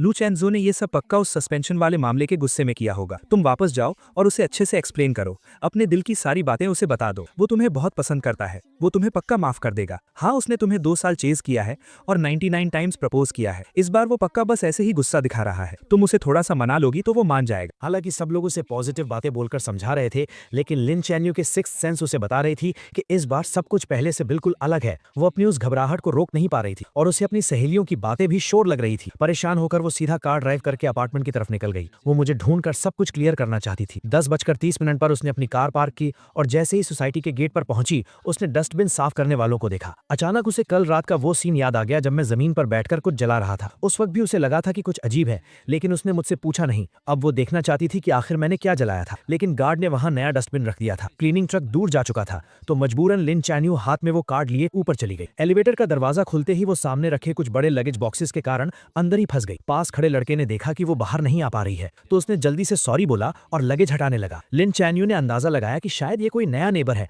जो पास वाले अपार्टमेंट में शिफ्ट हुआ है, लेकिन जैसे ही वो अपने दरवाजे पर पहुंची, उसने देखा कि सामने वाला दरवाजा आधा खुला हुआ था। उसने हाथ उठाकर नॉक किया। अंदर बिल्कुल सन्नाटा था। इस अजीब सन्नाटे की वजह से लिन चैन यू की भौएं सिकुड़ गईं। वो बस दरवाजा खोलकर अंदर देखने ही वाली थी कि पीछे से एक लड़के की आवाज आई, हेलो, मैं 1705 का नया ओनर हूँ, अभी शिफ्ट हुआ हूँ, प्लीज मेरा ख्याल रखिएगा। 1705 सुनकर लिन चैन यू ने बिना सोचे दरवाजे की नेम प्लेट पर देखा। अगले ही पल वो एक मूर्ति की तरह वहीं जम गई। वो लड़का अपना लगेज लाते हुए बहुत एक्साइटमेंट के साथ अपना इंट्रोडक्शन दे रहा था, लेकिन लिन चैन यू ने उसकी एक बात नहीं सुनी। वो अचानक मुड़ी और उसकी नजरें उसके लेफ्ट साइड वाले दरवाजे पर टिक गई। 1705 का डोर नंबर, 1705 का नया ओनर, तो पुराना ओनर कहाँ गया? एजेंट ने बताया कि वो आज सुबह ही शिफ्ट हो गए। क्या आप उन्हें जानती हैं? क्या आप मुझे उनका कॉन्टैक्ट नंबर दे सकती हैं? ऐसा लग रहा था कि उन्हें जाने की बहुत जल्दी थी। उन्होंने इस अपार्टमेंट का प्राइस बहुत कम रखा था, तो मैंने जल्दी से इसे खरीद लिया। मैं उन्हें एक बार थैंक यू बोलना चाहता था। इन कुछ शब्दों ने लिन चैन यू का दिमाग सुन कर दिया। काफी देर तक वहीं खड़े रहने के बाद उसे अचानक होश आया। वो साइड हुई और उसने उस आधे खुले दरवाजे को धक्का देकर खोल दिया। रूम पूरी तरह खाली था। कुछ फर्नीचर को छोड़कर वहां कोई भी पर्सनल चीज नहीं थी। वो कमरा एक नए घर की तरह एकदम साफ था। उस लड़के ने लिन चैन यू के पीले पड़ते चेहरे पर ध्यान नहीं दिया और अभी भी दांत दिखाते हुए हंस रहा था। साफ है ना? एजेंट ने बताया कि उस भाई ने 3 दिन तक सफाई की, क्योंकि सारा सामान ले जाना मुश्किल था, तो उसने बहुत सी चीजें फेंक भी दी। लिन चैन यू को याद ही नहीं था कि वो अपने घर वापस कैसे पहुंचा। जब उसे होश आया तो उसने खुद को दरवाजे के पास जमीन पर गिरा हुआ पाया। उसके पैरों में कोई जान नहीं बची थी और वो पूरी पसीने में भीगी हुई थी, जैसे अभी अभी पानी से निकाली गई हो। उसने अपना फोन निकाला, वी चैट पर मेरी प्रोफाइल ओपन की और कांपते हाथों से कुछ वर्ड्स टाइप किए। तुम यहाँ से शिफ्ट क्यों हो गए? जैसे ही उसने सेंड बटन दबाया, स्क्रीन पर एक लाल निशान आ गया। उस लाल निशान को देखकर उसकी आंखें कुछ सेकंड्स के लिए वहीं टिक गईं। फिर भी उसे यकीन नहीं हुआ तो उसने कुछ और मैसेजेस सेंड किए, लेकिन हर बार वही सेम फेल्ड मैसेज की वार्निंग आई। फोन की स्क्रीन को देखकर उसे ऐसा लगा जैसे किसी ने उसका गला घोंट दिया हो और उसकी सांस रुकने लगी। जैसे ही उसकी सांस रुकने वाली थी, फोन बजा। उसने अपना हाथ हटाया और फोन उठाया। तभी उसे अपनी रूममेट की घबराई हुई आवाज सुनाई दी। चीएनयू, गड़बड़ हो गई। लू चेंजू इटली चला गया है। मैंने अभी अभी नोटिस बोर्ड पर एक्सचेंज स्टूडेंट लिस्ट में उसका नाम देखा है। ये बात लिन चीएनयू के दिल में किसी बिजली की तरह गिरी और एक तूफान ले आई। उसने कैबिनेट पकड़कर खड़े होने की कोशिश की, लेकिन उसके सुन्न पड़े पैर उसका साथ नहीं दे रहे थे। वो सीधे सिर के बल जमीन पर गिर पड़ी और उसका माथा दीवार के कोने से जोर से टकराया। वहां एक गहरा घाव हो गया और खून तेजी से बहने लगा। पास गिरे फोन से घबराई हुई आवाजें आ रही। तुम्हें क्या हुआ है? हम अभी आ रहे हैं। लिन चीएनयू के पास अब इन बातों को समझने का टाइम नहीं था। उसने अपना हाथ उठाकर अपने घाव को दबाया। उसे ऐसा लग रहा था जैसे उसके दिमाग को चींटियां कुतर रही हों। वो नसों का दर्द बर्दाश्त से बाहर था। वो सिकुड़कर गोल हो गई और उसके गले से दर्द भरी कराह निकलने लगी। उसकी आंखों के सामने अंधेरा छा गया। पूरी तरह बेहोश होने से पहले उसके दिमाग में बस वही एक लाइन चल रही थी जिसे उसने आज ना जाने कितनी बार पढ़ा था और जो उसके दिल पर छप चुकी थी। लू चेंजू अब कभी लिन चीएनयू को पसंद नहीं करेगा। लिन चीएनयू को बहुत गहरी चोट आई थी। किस्मत से उसकी जान बच गई, लेकिन उसे आईसीयू में एडमिट करना पड़ा। जब उसे होश आया तो उसे पता चला कि 3 दिन बीत चुके हैं। उसकी सहेलियों ने उसके बेड के पास खड़े होकर चैन की सांस ली और फिर उसे बताने लगी कि उसके बेहोश रहने के दौरान क्या क्या हुआ था। जो खबर उन्हें मिली थी उसके हिसाब से लू चेंजू 3 दिन पहले ही इटली पहुंच चुका था, लेकिन अभी तक उसके एडमिशन की फॉर्मेलिटीज पूरी नहीं हुई थी। सुना है कि लिस्ट पब्लिक होने के बाद किसी ने स्कूल में उसकी कंप्लेन कर दी कि उसने अभी कुछ टाइम पहले एग्जाम में चीटिंग की थी, इसलिए उसका एक्सचेंज प्रोग्राम कैंसिल कर देना चाहिए। अगर उसका प्रोग्राम कैंसिल हो गया तो उसे पक्का वापस आना पड़ेगा। चीएनयू, तुम टेंशन मत लो, वो कहीं भाग नहीं सकता। लिन चीएनयू का दिल जोर से धड़कने लगा और उसकी आंखें फटी की फटी रह गईं। वो अभी इस शॉकिंग न्यूज से बाहर भी नहीं आ पाई थी कि दरवाजे पर नॉक हुआ। एक रूममेट भागकर दरवाजा खोलने गई और बाकी तीनों हैरानी से देखने लगी। उन्होंने देखा कि फेमस प्रोफेसर जांग बहुत गुस्से में अंदर आए। उन्होंने बेड पर लेटी लिन चीएनयू की तरफ एक नजर देखा। उनका वो बिना कुछ कहे डराने वाला ऑरा ऐसा था कि कोई उनसे आंख नहीं मिला पा रहा था। तुम ही लिन चीएनयू हो ना? सुना है चेंजू और जू यानचू वाले चीटिंग केस में तुमने ही गवाही दी थी। मुझे तुमसे बात करनी है। ये सुनकर रूममेट्स वहां रुकने की हिम्मत नहीं कर पाई और तुरंत वार्ड से बाहर चली गईं। धीरे धीरे बंद होते दरवाजे को देखते हुए लिन चीएनयू ने हल्का सा अपना सिर उठाया। हाँ, मैंने ही गवाही दी थी। ये जवाब सुनते ही प्रोफेसर जांग का चेहरा गुस्से से लाल हो गया और उन्होंने अपनी आवाज तेज करते हुए कहा, चेंजू ने मुझे बताया कि तुमने झूठी गवाही दी है। इतने बड़े मामले में तुमने झूठ बोलने की हिम्मत कैसे की? क्या तुम्हें पता भी है कि इसका उसके फ्यूचर पर क्या असर पड़ेगा? अगर ऑफिशियल नोटिस आ गया और ऊपर से जो कंट्रोवर्सी तुम्हारे कारण इंटरनेट पर हुई थी उसे मिला दें तो उसकी पूरी जिंदगी तुम्हारे हाथों बर्बाद हो जाएगी। वो तुम्हें पसंद करता है, लेकिन अपने दिल पर हाथ रखकर बताओ, क्या इन 2 सालों में उसने कभी तुम्हारे साथ कुछ बुरा किया है? क्या तुम उससे इतनी नफरत करती हो कि उसे पूरी तरह से बर्बाद करना चाहती हो? अगर तुम्हारे अंदर थोड़ी सी भी इंसानियत बची है तो तुरंत स्कूल एडमिनिस्ट्रेशन के पास जाकर उन्हें सच बताओ। ये बातें सुनकर लिन चीएनयू का दिमाग सुन्न हो गया और उसका दिल घबराहट से तेज धड़कने लगा। उस वक्त वो बस इस बात से गुस्सा थी कि मैंने क्लब पार्टी में उसे चूज नहीं किया था। वो बस मुझे माफी मांगने पर मजबूर करना चाहती थी, इसलिए उसने टीचर जाओ से झूठ बोला था। उसने कभी सपने में भी नहीं सोचा था कि इसके इतने बड़े कॉन्सिक्वेंसेस हों। उसने अपने माथे की चोट की परवाह किए बिना स्ट्रगल करके उठने की कोशिश की ताकि वो प्रोफेसर जैंग के साथ स्कूल जाकर सच बता सके। जैसे ही वो दोनों वार्ड से बाहर निकले, हॉस्पिटल स्टाफ ने उन्हें रोक लिया। डॉक्टर्स उसे जाने नहीं देना चाहते थे और उसे समझाने लगे, लेकिन उसने किसी की एक नहीं सुनी और स्कूल जाने की जिद पकड़ ली। प्रोफेसर जैंग ने पहले ही डिसिप्लिनरी कमेटी के हेड को कांटेक्ट कर लिया था। लिन चीएनयू ने डिजाइन कॉलेज के डीन और टीचर जाओ के सामने मान लिया कि चीटिंग जो यानचू ने की थी। जो यानचू को बिल्कुल उम्मीद नहीं थी कि वो अचानक ऐसे पलट जाएगी। वो तुरंत घबरा गई और रोते हुए बोलने लगी कि उसने कुछ नहीं किया। टीचर जाओ को भी उम्मीद नहीं थी कि वो अपनी गवाही ऐसे बदल देगी, इसलिए उन्हें समझ नहीं आ रहा था कि वो किस पर ट्रस्ट करें। लिन चीएनयू ने एकदम कोल्ड फेस के साथ अपना फोन अनलॉक किया और एक फोटो निकाली। ये एक लेटर है जो यानचू ने पहले मुझे अपने हाथों से लिखा था। थोड़ी देर में मेरे फैमिली मेंबर्स इसका ओरिजिनल डॉक्यूमेंट लेकर आ जाएंगे। आप इस लेटर की हैंडराइटिंग और उस चीट शीट की हैंडराइटिंग मैच कर सकते हैं। ये सुनकर जो यानचू फूट फूट कर रोने लगी। चीएनयू, मैं यानचू हूँ। क्या तुम भूल गई कि हम साथ बढ़े हुए हैं? ये मामला खत्म हो चुका था।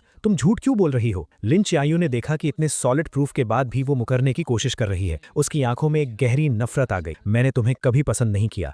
मैं बस पहले एक्टिंग कर रही थी। अब मेरा एक्टिंग करने का मन नहीं है तो जाहिर है कि मैं तुम्हें नहीं बचाऊंगी। अगर तुमने ये किया है तो तुम्हें अपने एक्शंस की रिस्पॉन्सिबिलिटी लेनी होगी। उसके इतना कहते ही लिन फैमिली के लोग वो ओरिजिनल लेटर लेकर आ गए। जब एक एक लेटर मैच किया गया तो ये साफ हो गया कि चीट शीट पर हैंडराइटिंग जो यानचू की ही थी। डिसिप्लिनरी कमेटी ने तुरंत एक मीटिंग बुलाई और पूरे स्कूल में सच अनाउंस करने का फैसला किया। क्योंकि इस इंसिडेंट का बहुत बुरा असर पड़ा था, इसलिए जो यानचू को स्कूल से एक्सपेल कर दिया गया और ये बात उसके परमानेंट रिकॉर्ड में डाल दी गई। जब सब कुछ सेटल हुआ तब तक अंधेरा हो चुका था। लिन चीएनयू दीवार का सहारा लेते हुए बाहर आई और उसने प्रोफेसर जैंग को रोका। प्रोफेसर जैंग, क्या चैंजू को पता है कि यहाँ क्या हुआ? हालांकि मामला पूरी तरह से सॉल्व हो गया था, लेकिन प्रोफेसर जैंग का गुस्सा अभी शांत नहीं हुआ था और वो अभी भी उससे चिढ़े हुए थे। वो लगभग एक्सपेल होने वाला था, तो उसे कैसे नहीं पता होगा? क्या तुम्हारे दिमाग में सच में चोट लग गई है? इस तरह डांट खाने के बाद लिन च्यायू को और भी बुरा लगा, लेकिन वो फिर भी कुछ पूछना चाहती थी। अब जब सब कुछ ठीक हो गया है, तो क्या वो वापस आएगा? ये एक्सचेंज प्रोग्राम पूरे डिजाइन कॉलेज में सिर्फ एक ही था और चैंजू ने इसे अपनी मेहनत से हासिल किया था। वो इटली में 3 साल तक अपनी स्टडीज पूरी करेगा और वापस आने के बाद उसका फ्यूचर बहुत ब्राइट होगा। वो वापस क्यों आएगा? और वैसे भी क्विंगडा में तुम्हारे जैसे लोग हैं, अगर वो वापस नहीं आएगा तो कम से कम उसे तकलीफ तो नहीं सहनी पड़ेगी। अगर मुझे पता होता कि वो इतना अंधा है कि तुम्हारी जैसी लड़की को पसंद करेगा, तो मैंने उसे उसी वक्त समझाया होता कि पार्टनर चुनते वक्त अपनी आंखें खुली रखनी चाहिए। जब मुझे प्रोफेसर जैंग का सब कुछ ठीक होने वाला कॉल आया, मैं बीच पर सन बात ले रहा था। मुझे नहीं पता कि प्रोफेसर ने लिन च्यायू से सच कैसे उगलवाया, लेकिन मैंने उन्हें दिल से थैंक यू कहा। प्रोफेसर जैंग ने मुझे कुछ और एडवाइस दी और फिर अपनी मीटिंग के लिए चले गए। मैंने अपने बगल में रखा जूस पिया और आराम से अपनी बीच चेयर पर लेट गया। 3 दिन पहले मैं इटली पहुंचा था और मेरा प्लान सीधा एडमिशन की फॉर्मेलिटीज पूरी करने का था, लेकिन स्कूल एडमिनिस्ट्रेशन ने वेरिफिकेशन के लिए चाइना कॉल किया और अचानक मुझे बताया कि मेरे एडमिशन में कोई प्रॉब्लम है और अभी प्रोसेस नहीं हो सकता। मैंने अपने रूममेट से पूछा, तब मुझे पता चला कि किसी ने छुपकर मेरी कंप्लेन की है। इसलिए मैंने प्रोफेसर जैंग को कांटेक्ट किया, उन्हें सारी बात बताई और उनसे हेल्प मांगी। हालांकि प्रोफेसर जैंग चिंगडा के बहुत रिस्पेक्ट वाले इंसान हैं, लेकिन मुझे पता था कि इस सिचुएशन को क्लियर करना बहुत मुश्किल होगा और मैं किसी भी तूफान का सामना करने के लिए रेडी था। सच कहूं तो लिन च्यायू से मिलने के बाद से मेरा स्ट्रेस सहने का लेवल बहुत बढ़ गया था। अब जब मैं एक्सपेल होने जैसी बड़ी प्रॉब्लम को फेस कर रहा था, तब भी मैं एकदम चिल था। यहाँ तक कि मैंने रातों रात ही फ्लाइट टिकट बुक की और वेकेशन के लिए बीच पर आ गया। अब जब सब कुछ सॉल्व हो गया था, तो मैं पूरी तरह से रिलैक्स हो गया और सोचने लगा कि वापस जाकर अपने एडमिशन के बचे हुए काम कब पूरे करूं। मैं फ्लाइट सर्च कर ही रहा था कि तभी हॉस्टल ग्रुप चैट पर एक नोटिफिकेशन आया, चेंजू, अभी लिन च्यायू हॉस्टल आई थी और तुम्हारा कॉन्टैक्ट नंबर मांग रही थी। वो कह रही थी कि उसे माफी मांगनी है, लेकिन हम उसके धोखे में नहीं आने वाले, तुम टेंशन मत लो। हमने उसे एक नंबर भी नहीं दिया। तुम्हें नहीं पता वो अभी कितनी कमजोर और बीमार लग रही थी। उसके सिर पर पट्टियां बनी हुई थी। सुना है कि वो पिछले 2 दिन से आईसीयू में थी। सच में कर्मा इज रियल, वो इसी लायक है। इन मजेदार बातों को पढ़कर मेरे दिमाग में तुरंत वो सीन आ गया जब लिन च्यायू मेरा नया नंबर मांग रही होगी और उसे मना कर दिया गया होगा। मेरे होठों पर एक स्माइल आ गई। मैंने ग्रुप में एक बड़ा सा रेड एनवेलप भेजा और लिखा, इन दिनों मेरी हेल्प करने के लिए आप सबका बहुत बहुत थैंक यू। सब कुछ अच्छे से सॉल्व हो गया है। जब ये 3 साल पूरे हो जाएंगे और मैं चाइना वापस आऊंगा, तो मैं आप सबको ट्रीट दूंगा और पर्सनली थैंक यू कहूंगा। मिलान वापस जाने की सबसे अर्ली फ्लाइट बुक करने के बाद मैंने अंगड़ाई ली और खड़ा हो गया। मैं उस सॉफ्ट बीच पर चलते हुए अपने होटल की तरफ जाने लगा। इस बार एडमिशन का प्रोसेस एकदम स्मूथली हो गया, कोई प्रॉब्लम नहीं। मैंने अपने हाथ में ऑफिशियल स्टैंप लगे डॉक्यूमेंट्स और अपना नया स्टूडेंट आईडी कार्ड देखा और मेरे चेहरे पर एक सेटिस्फैक्शन वाली स्माइल आ गई। क्या आप हॉस्टल में रहेंगे या अपना अपार्टमेंट ढूंढेंगे? मैंने पहले ही एक अपार्टमेंट ढूंढ लिया है। मुझे इंटरनेशनल स्टूडेंट्स वाले क्राउडेड हॉस्टल्स में रहना पसंद नहीं है, इसलिए मैंने आने से पहले ही स्कूल के पास एक छोटा सा अपार्टमेंट खरीद लिया था। मैं तुरंत अपना लगेज लेकर वहां चला गया। वहां पहुंचने के बाद मैंने अपने सामने सीढ़ियां देखी और अपने भारी सूटकेस को उठाने की कोशिश की और एक लंबी सांस ली। मैं सोच ही रहा था कि क्या मुझे पैसे देकर किसी से हेल्प लेनी चाहिए कि तभी एक बहुत ही खूबसूरत लड़की मेरे पास आई। उसने इंग्लिश में मुझसे पूछा कि क्या मुझे हेल्प चाहिए। मैंने जल्दी से सिर हिलाकर हाँ कर दी। उस खूबसूरत लड़की ने मेरा लगेज उठाने में हेल्प की और हम सीढ़ियां चढ़ने लगे। रास्ते भर हम बातें करते रहे। अपार्टमेंट के दरवाजे तक पहुंचते पहुंचते हमने एक दूसरे को इंट्रोड्यूस भी कर दिया था। मैंने थोड़ा झुककर उसे थैंक यू कहा, लेकिन उसने अपनी लाल हो चुकी हथेलियां दिखाई और मजाक करते हुए बोली, मैंने तुम्हारी हेल्प की है, क्या सिर्फ एक थैंक यू काफी होगा? अगर तुम्हें प्रॉब्लम ना हो तो क्या तुम मुझे अपना बिजनेस कार्ड दे सकते हो? ये सुनकर मैं एक पल के लिए हैरान रह गया, लेकिन जल्द ही समझ गया कि मैंने अपनी पॉकेट्स में बहुत ढूंढा, लेकिन मुझे कोई कार्ड नहीं मिला। मैंने बहुत सॉरी फील करते हुए कहा, सॉरी मेरे पास कार्ड नहीं है। तभी उसने पता नहीं कहां से एक पेन निकाला और अपना हाथ मेरे सामने कर दिया। प्लीज अपना फोन नंबर मेरे हाथ पर लिख दो। मैं कुछ सेकंड्स के लिए झिझका, लेकिन फिर मैंने पेन लिया और उसके हाथ पर अपना नंबर लिख दिया। नए अपार्टमेंट में शिफ्ट होने के बाद मैं कई दिनों तक बिजी रहा और आखिरकार मैंने घर को अच्छे से सेट कर लिया।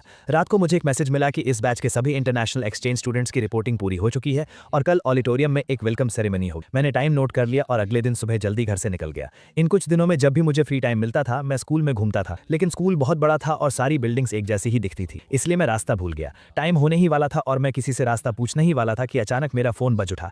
एक अननोन नंबर था। कुछ सेकंड सोचने के बाद मैंने पिक कर ली। मुझे एक बहुत ही जानी पहचानी आवाज सुनाई दी, लेकिन मैं याद नहीं कर पा रहा था कि ये किसकी आवाज है। मैं अभी कंफ्यूज ही था कि अचानक पीछे से किसी ने मेरे कंधे पर हाथ रखा। मैंने पीछे मुड़कर देखा तो वो सिल्विया थी, वही खूबसूरत लड़की जिसने कुछ दिन पहले मेरी हेल्प की। वो स्माइल करते हुए मुझे हाय कह रही थी और उसका फोन अभी भी उसके कान पर था। तब मुझे समझ आया कि ये उसका नंबर था। मेरे चेहरे पर एक सरप्राइज भरा एक्सप्रेशन रिएक्शन आ गया। हम दोनों एक साथ हंस पड़े। तुम कहाँ खोए हुए हो? मैंने सच सच बता दिया कि मैं रास्ता भटक गया हूँ। ऑडिटोरियम का नाम सुनकर उसने तुरंत कहा कि उसे भी वहीं जाना है और वो मुझे रास्ता दिखा सकती है। मैं भी वहीं जा रही हूँ, चलो मैं तुम्हें ले चलती हूँ। मुझे उस पर कोई शक नहीं हुआ। हम दोनों एक भूल भुलैया जैसे कॉलेज कैंपस में घूमते हुए हंसते बोलते जा रहे थे। करीब 10 मिनट चलने के बाद सिल्विया ने सामने वाली बिल्डिंग की तरफ इशारा करते हुए कहा, हम पहुंच गए। मैंने अपना फोन निकालकर चेक किया और वो बिल्डिंग बिल्कुल वैसी ही लग रही थी जैसी एलुमनाई ने फोटो में भेजी थी। मैंने जल्दी से हाथ हिलाकर सिल्विया को थैंक यू कहा। ये वेलकम सेरेमनी 2 घंटे तक चली। जब मैं ऑडिटोरियम से बाहर आया तो मेरी कमर दर्द करने लगी। मैं सोच ही रहा था कि लंच कहाँ करूं, तभी अचानक मेरे सामने कोई आ गया। सिल्विया ने स्माइल करते हुए मुझे हाय कहा और मेरे लंच प्लान के बारे में पूछा। मैं खुद इस बात को लेकर परेशान था। उसने मेरी परेशानी समझ ली और एक रेस्टोरेंट सजेस्ट करते हुए मुझे साथ चलने के लिए इनवाइट किया। मैं मान गया और उसके साथ स्कूल से बाहर निकल गया।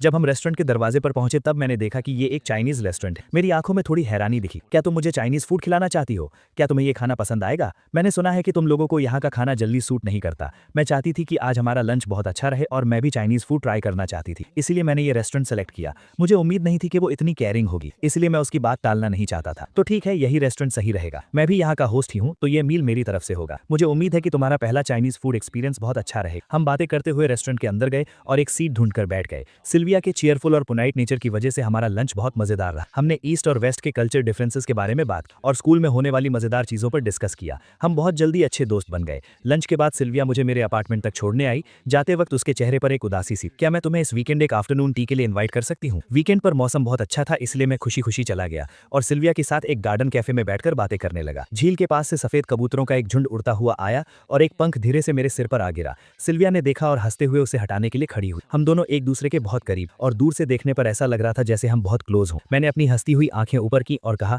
Thank you. मैंने जैसे ही ये कहा मेरी नजर अचानक बाईं तरफ गई और मेरी आंखें वहीं जम गई। वो औरत जो दरवाजे पर खड़ी थी, जिसके माथे पर पट्टी बंधी थी और जिसका चेहरा बिल्कुल उतरा हुआ था, वो मुझे लिन कियान यू जैसी क्यों लग रही थी? मैं उसे ध्यान से देख भी नहीं पाया था कि वो औरत गुस्से से मेरी तरफ आने लगी। उसने अपनी खून से लाल हो चुकी आंखों से नीचे रखे टेस्टी केक्स को देखा और उसकी नजरें हम दोनों के बीच घूमने लगी। ये कौन है? ये जानी पहचानी आवाज सुनकर मुझे पक्का हो गया कि ये लिन कियान यू ही है। मुझे नहीं पता था कि उसे कैसे पता चला कि मैं यहाँ हूँ, लेकिन मुझे उसे देखकर कोई हैरानी नहीं हुई। मुझे पता था कि एक न एक दिन वो मेरे पीछे इटली जरूर आएगी। आखिरकार लिन कियान यू की नजरों में मैं उसका एक ऐसा शिकार था जिसे वो आसानी से पकड़ सकती थी। वो मुझे अपनी नजरों से दूर भागने नहीं दे सकती थी। मैं उसे दोबारा फेस करने के लिए पहले से ही तैयार था, इसलिए उसके इतने बुरे बर्ताव के बाद भी मैं एकदम शांत। मेरी नई दोस्त है, कोई काम है क्या? दोस्त? कैसी दोस्त? तुम्हारी गर्लफ्रेंड है ना? आखिरी कुछ शब्द लिन कियान यू ने दांत पीसते हुए कहे। उसने कभी सपने में भी नहीं सोचा था कि वो इतनी बुरी चोट के साथ हजारों मील दूर मुझे सब कुछ सच बताने आएगी और मुझे किसी और लड़की के साथ डेट करते हुए देखेगी। तुम्हें विदेश आए हुए कुछ ही दिन हुए हैं और तुमने नई लड़की ढूंढ ली। क्या तुम वो नहीं हो जिसने 2 साल तक मुझे प्यार किया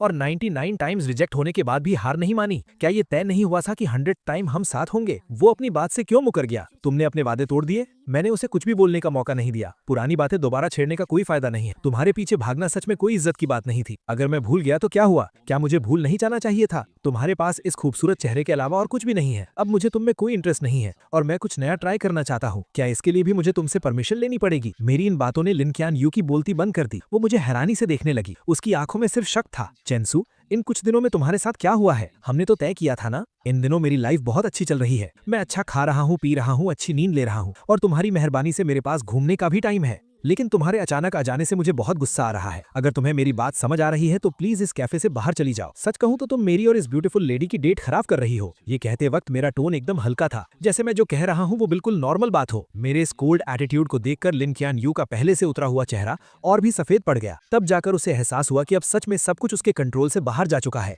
पहले मुझसे गलती हुई थी। मुझे तुम्हारी फीलिंग्स के साथ नहीं खेलना चाहिए था। आई एम सॉरी चेंसू, प्लीज मुझे माफ कर दो। क्या तुम मुझे एक और मौका नहीं दे सकते? उसके कांपते हुए हाथों को देखकर मैंने अपनी भौहें उठाई और ताना मारते हुए कहा, मैं स्कूल ब्यूटी की माफी डिजर्व नहीं करता। तुम टेंशन मत लो, अब से हम दोनों एक दूसरे के लिए अजनबी हैं। तुम्हें अब डरने की जरूरत नहीं है कि मैं तुम्हारे पीछे भागूंगा। मेरी आंखों में ये डिटर्मिनेशन देखकर लिन कियान यू समझ गई कि मैं मजाक नहीं कर रहा हूँ। वो बहुत घबरा गई और उसने अनजाने में ही मेरा हाथ इतनी जोर से पकड़ा कि मेरे चेहरे पर सिकन आ गई। सिल्विया को हम दोनों की बातें समझ नहीं आ रही थी। शुरुआत में उसे लगा कि हम बस दोस्त हैं और बात कर रहे हैं, लेकिन जब उसने देखा कि मेरा हाथ लाल हो गया है तो वो जल्दी से खड़ी हुई और मुझे छुड़ाने की कोशिश करने लगी। लिन कियान यू के लिए ये एक खुला चैलेंज जैसा था।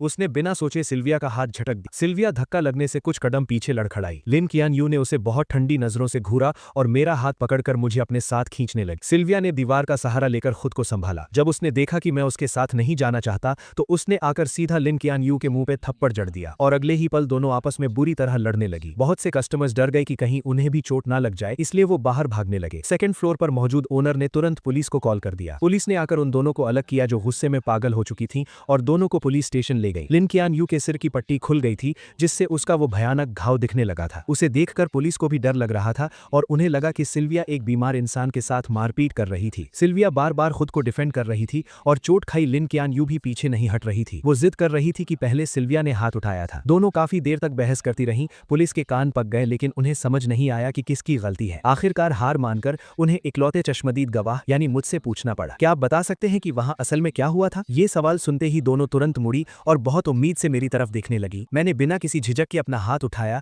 लिन कियान यू की तरफ इशारा किया और कहा, पहले इसी ने उसे धक्का दिया था। ये सुनकर लिन कियान यू वहीं जम गई। उसे यकीन नहीं हो रहा था कि मैं उसके खिलाफ गवाही दूंगा। उसकी आवाज कांप रही थी। मैंने तो बस उसे हल्का सा धक्का दिया था, पहले थप्पड़ उसने मारा था। चेन जो, तुम ऐसा क्यों कर रहे हो? बात यहीं रुक गई। लिन कियान यू के दिमाग की बत्ती जली और उसे एक झटके में समझ आ गया कि मैंने ऐसा क्यों कहा। वो मुझसे बदला ले रहा था। वो चाहता था कि मैं भी बिना किसी गलती के झूठे इल्जाम सहने का दर्द फील करूं। ये बात समझ आने के बाद वो एक शब्द भी नहीं बोल पाई। पुलिस को चाइनीज समझ नहीं आ रही थी तो उन्होंने मुझसे ट्रांसलेट करने को कहा। मैंने सीधा सीधा हमारे रिश्ते से पल्ला झाड़ लिया। मैं सिल्विया के साथ लंच कर रहा था और ये अचानक वहां आकर तमाशा करने लगी। ये मेरी मर्जी के खिलाफ मुझे जबरदस्ती वहां से ले जाना चाहती थी और फिर इसने धक्का दे दिया जिसकी वजह से इन दोनों में लड़ाई शुरू हो गई। लिन कियान यू के दिल में बची हुई आखिरी उम्मीद भी पूरी तरह टूट गई। उसने अपना मुंह खोला और एक बेजान फटी हुई आवाज में पूछा, क्या तुम अब कभी मेरी साइड नहीं लोगे? मैंने तिरछी नजरों से उसे देखा और एक ठंडी स्माइल के साथ कहा, मैं एक सच्चा इंसान हूं, मैं हमेशा सिर्फ सच का साथ दूंगा। लिन कियान यू ने फिर भी हार नहीं मानी और एक और सवाल पूछा, अगर आज उसने मुझे पहले धक्का दिया होता तो क्या तुम तब भी सच बोलते? क्या ये भी पूछने वाली बात है? मेरा तुमसे कोई लेना देना नहीं है। क्या हम इतने क्लोज हैं? सिल्विया अभी छोटी है और बहुत सेंसिटिव है। मैं जाहिर सी बात है अपनी दोस्त का ही साथ दूंगा। ये बात बोलकर मुझे कोई फर्क नहीं पड़ा कि उसका रिएक्शन क्या था। मैं मुड़ा और वहां से चला गया। मेरी गवाही और तुरंत मंगवाई गई सीसीटीवी फुटेज की वजह से सच जल्दी ही सबके सामने आ गया। एक फॉरेन नेशनल होने के बावजूद तमाशा करने के जुर्म में लिन कियान यू को हिरासत में ले लिया गया। मैंने सिल्विया के बाहर आने का वेट किया और उसे थैंक यू कहने के साथ साथ सॉरी भी कहा। उसने हाथ हिलाते हुए कहा कि उसे इन छोटी मोटी चोटों से कोई फर्क नहीं पड़ता। उल्टे उसने कहा कि आज की डेट खराब हो गई इसलिए वो अगले हफ्ते फिर से मिलना चाहती है। मैंने बहुत ध्यान से सोचा। हालांकि सिल्विया सच में बहुत खूबसूरत है लेकिन आज जो कुछ भी हुआ उसे देखकर मुझे लगा कि वो अभी उतनी समझदार और मैच्योर नहीं है। मुझे पता था कि लिन कियान यू इतनी आसानी से हार नहीं मानेगी और मैं सिल्विया को इसमें घसीटना नहीं चाहता था और ना ही दोबारा पुलिस स्टेशन के चक्कर लगाना चाहता था। मैं समझ सकता था कि सिल्विया के दिल में मेरे लिए कुछ फीलिंग्स थी लेकिन अब मैं इमोशंस में बहकर फैसले नहीं लेता, इसलिए आखिर में मैंने पोलाइटली मना कर दिया।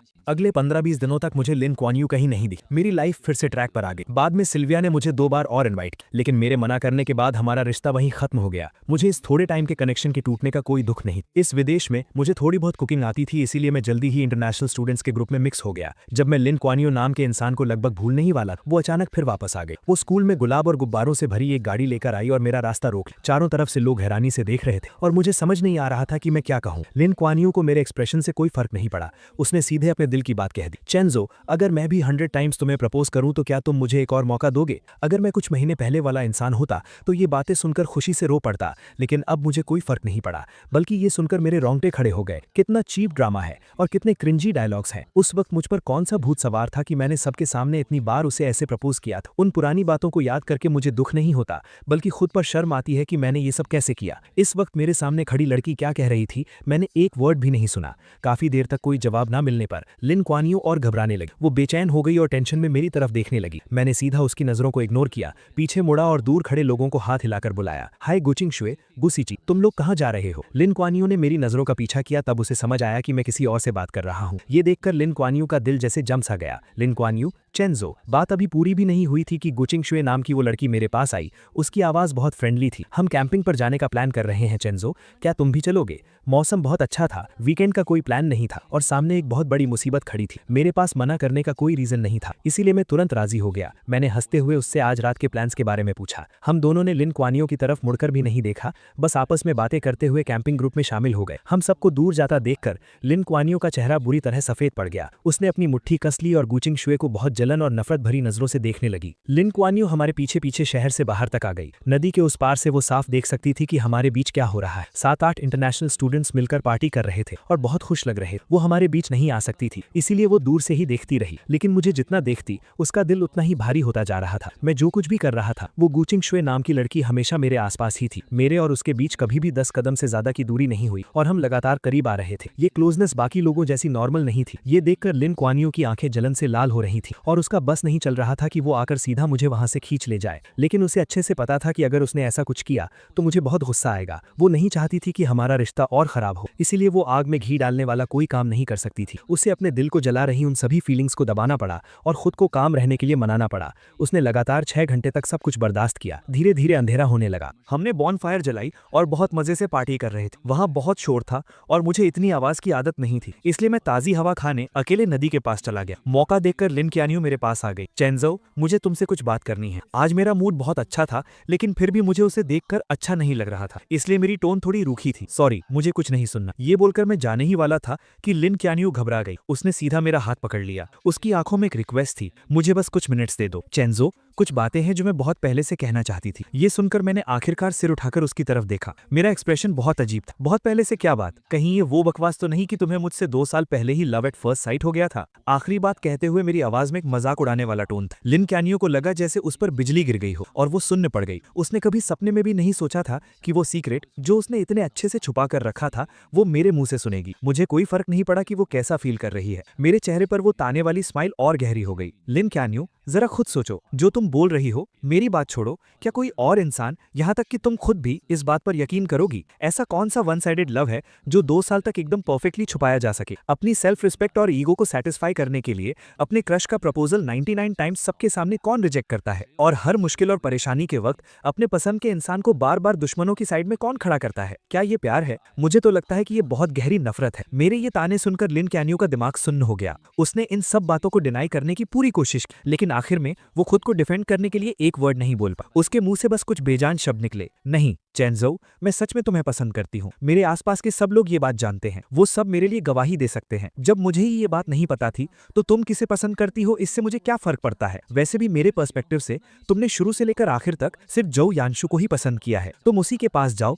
और उसे अपने सच्चे प्यार के बारे में बताओ, अपने दिल की बातें उससे शेयर करो। तुम दोनों एक साथ बहुत अच्छे लगते हो और सच कहूं तो शुरू से लेकर आखिर तक तुम लोगों ने मुझे बहुत डिस्गस्टेड फील कराया है। मेरे चेहरे पर वो साफ दिखने वाली नफरत लिन क्यानियो के बर्दाश्त के बाहर थी। उसकी बॉडी लगातार कांप रही थी, लेकिन फिर भी उसने मेरा हाथ नहीं छोड़ा। वो जिद में अड़ी थी कि वो मुझे जाने नहीं देगी। मेरे पास उसके साथ बहस करने का पेशेंस नहीं था। मैंने सीधा अपना हाथ खींचा और मुड़कर जाने लगा। जैसे ही मेरे और उसके हाथ अलग हुए, उसे लगा कि उसने अपना सब कुछ खो दिया है। उसके दिल में एक बहुत तेज दर्द उठा। उसके अंदर की सारी एनर्जी एक पल में खत्म हो गई और वो लड़खड़ाने लगी जैसे अभी गिर पड़ेगी। मैंने उसे बहुत खूबसूरती से इग्नोर किया और हल्के कदमों से वापस क्राउड के बीच चला गया। मुझे लगा था कि सारी बातें क्लियर करने के बाद लिन क्यानियो हार मान लेगी, लेकिन जल्द ही मुझे समझ आ गया कि इस इंसान के दिमाग में कोई बात घुसती ही नहीं है। अगले कुछ महीनों तक मैं जब भी घर से बाहर निकलता वो मुझे 20 मीटर के अंदर ही दिख जाती थी। हर कुछ दिनों में वो कुछ ना कुछ चीजें लेकर मेरे सामने आ जाती और कहती कि वो मुझे प्रपोज कर रही है। 1 बार, 2 बार, तीसरी बार, मुझे तो काउंट भी याद नहीं रहा। उसकी इस पागलों वाली जिद पर मैंने कभी कोई रिएक्शन नहीं दिया। अगर मैं उसे इग्नोर कर सकता था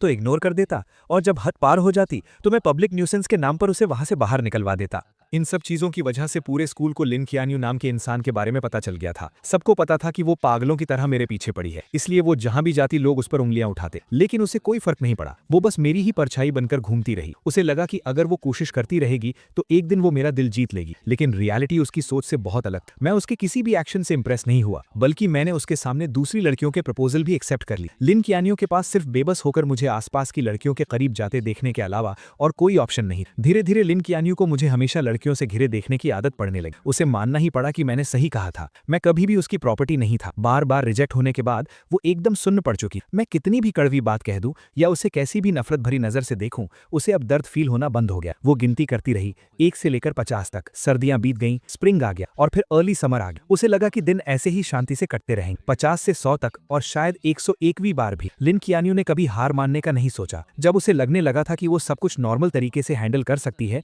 मैं एक लड़की का हाथ पकड़े उसके सामने आ गया। मैंने हंसते हुए आसपास के लोगों को बताया कि ये मेरी गर्लफ्रेंड है। उस पर लिन कियानियो को लगा जैसे आसमान टूटकर उसके सर पर गिर गया हो। उसने अपना सारा कंट्रोल खो दिया और सच जानने के लिए वो सीधा मेरे पास भागकर आने लगी। लेकिन वो मेरे पास पहुंच पाती उससे पहले ही पेट्रोलिंग कर रहे सिक्योरिटी गार्ड्स ने उसे रोक लिया। लोगों की उस दीवार के पीछे से उसने अपनी लाल आंखों के साथ पूरी जान लगाकर पूछा, क्यों? मेरी नजरें बस 1 सेकंड के लिए उस पर रुकी और मैंने बहुत नॉर्मल टोन में कहा, मैं जवान हूं, मेरे पास पैसे हैं और बहुत सारा फ्री टाइम भी, तो मैं ब्यूटीफुल लड़कियों के साथ डेट कर रहा हूं। इसमें क्या प्रॉब्लम है? प्यार कोई बुरी चीज थोड़ी है। इस वजह से लिन कियानियो बहुत दिनों तक डिप्रेशन में रही। वो बार में अकेले पीती रहती और हर रात पूरी तरह ड्रंक हो जाती। जब भी वो सुबह उठकर अपने आसपास के उस खालीपन को देखती तो वो खुद को उस दर्द में डूबने से रोक नहीं पाती। वो मेरे पास आना चाहती थी, मुझसे ब्रेकअप करने की भीख मांगना चाहती, लेकिन जब भी वो मेरे पास आती और मुझे मेरी नई गर्लफ्रेंड का हाथ पकड़े खुशी से हंसते हुए देखती तो उसमें आगे बढ़ने की हिम्मत ही नहीं बचती। आज आखिरकार लिन कियानियो वो सब फील कर पा रही थी जो मैंने फील किया था, लेकिन अब बहुत देर हो चुकी। उसने अपने फैमिली और फ्रेंड्स की कोई एडवाइस नहीं सुनी। वो एक प्रॉपर एंडिंग पाने की जिद में विदेश में ही रुक गई। गर्मियों की तपिश खत्म होते होते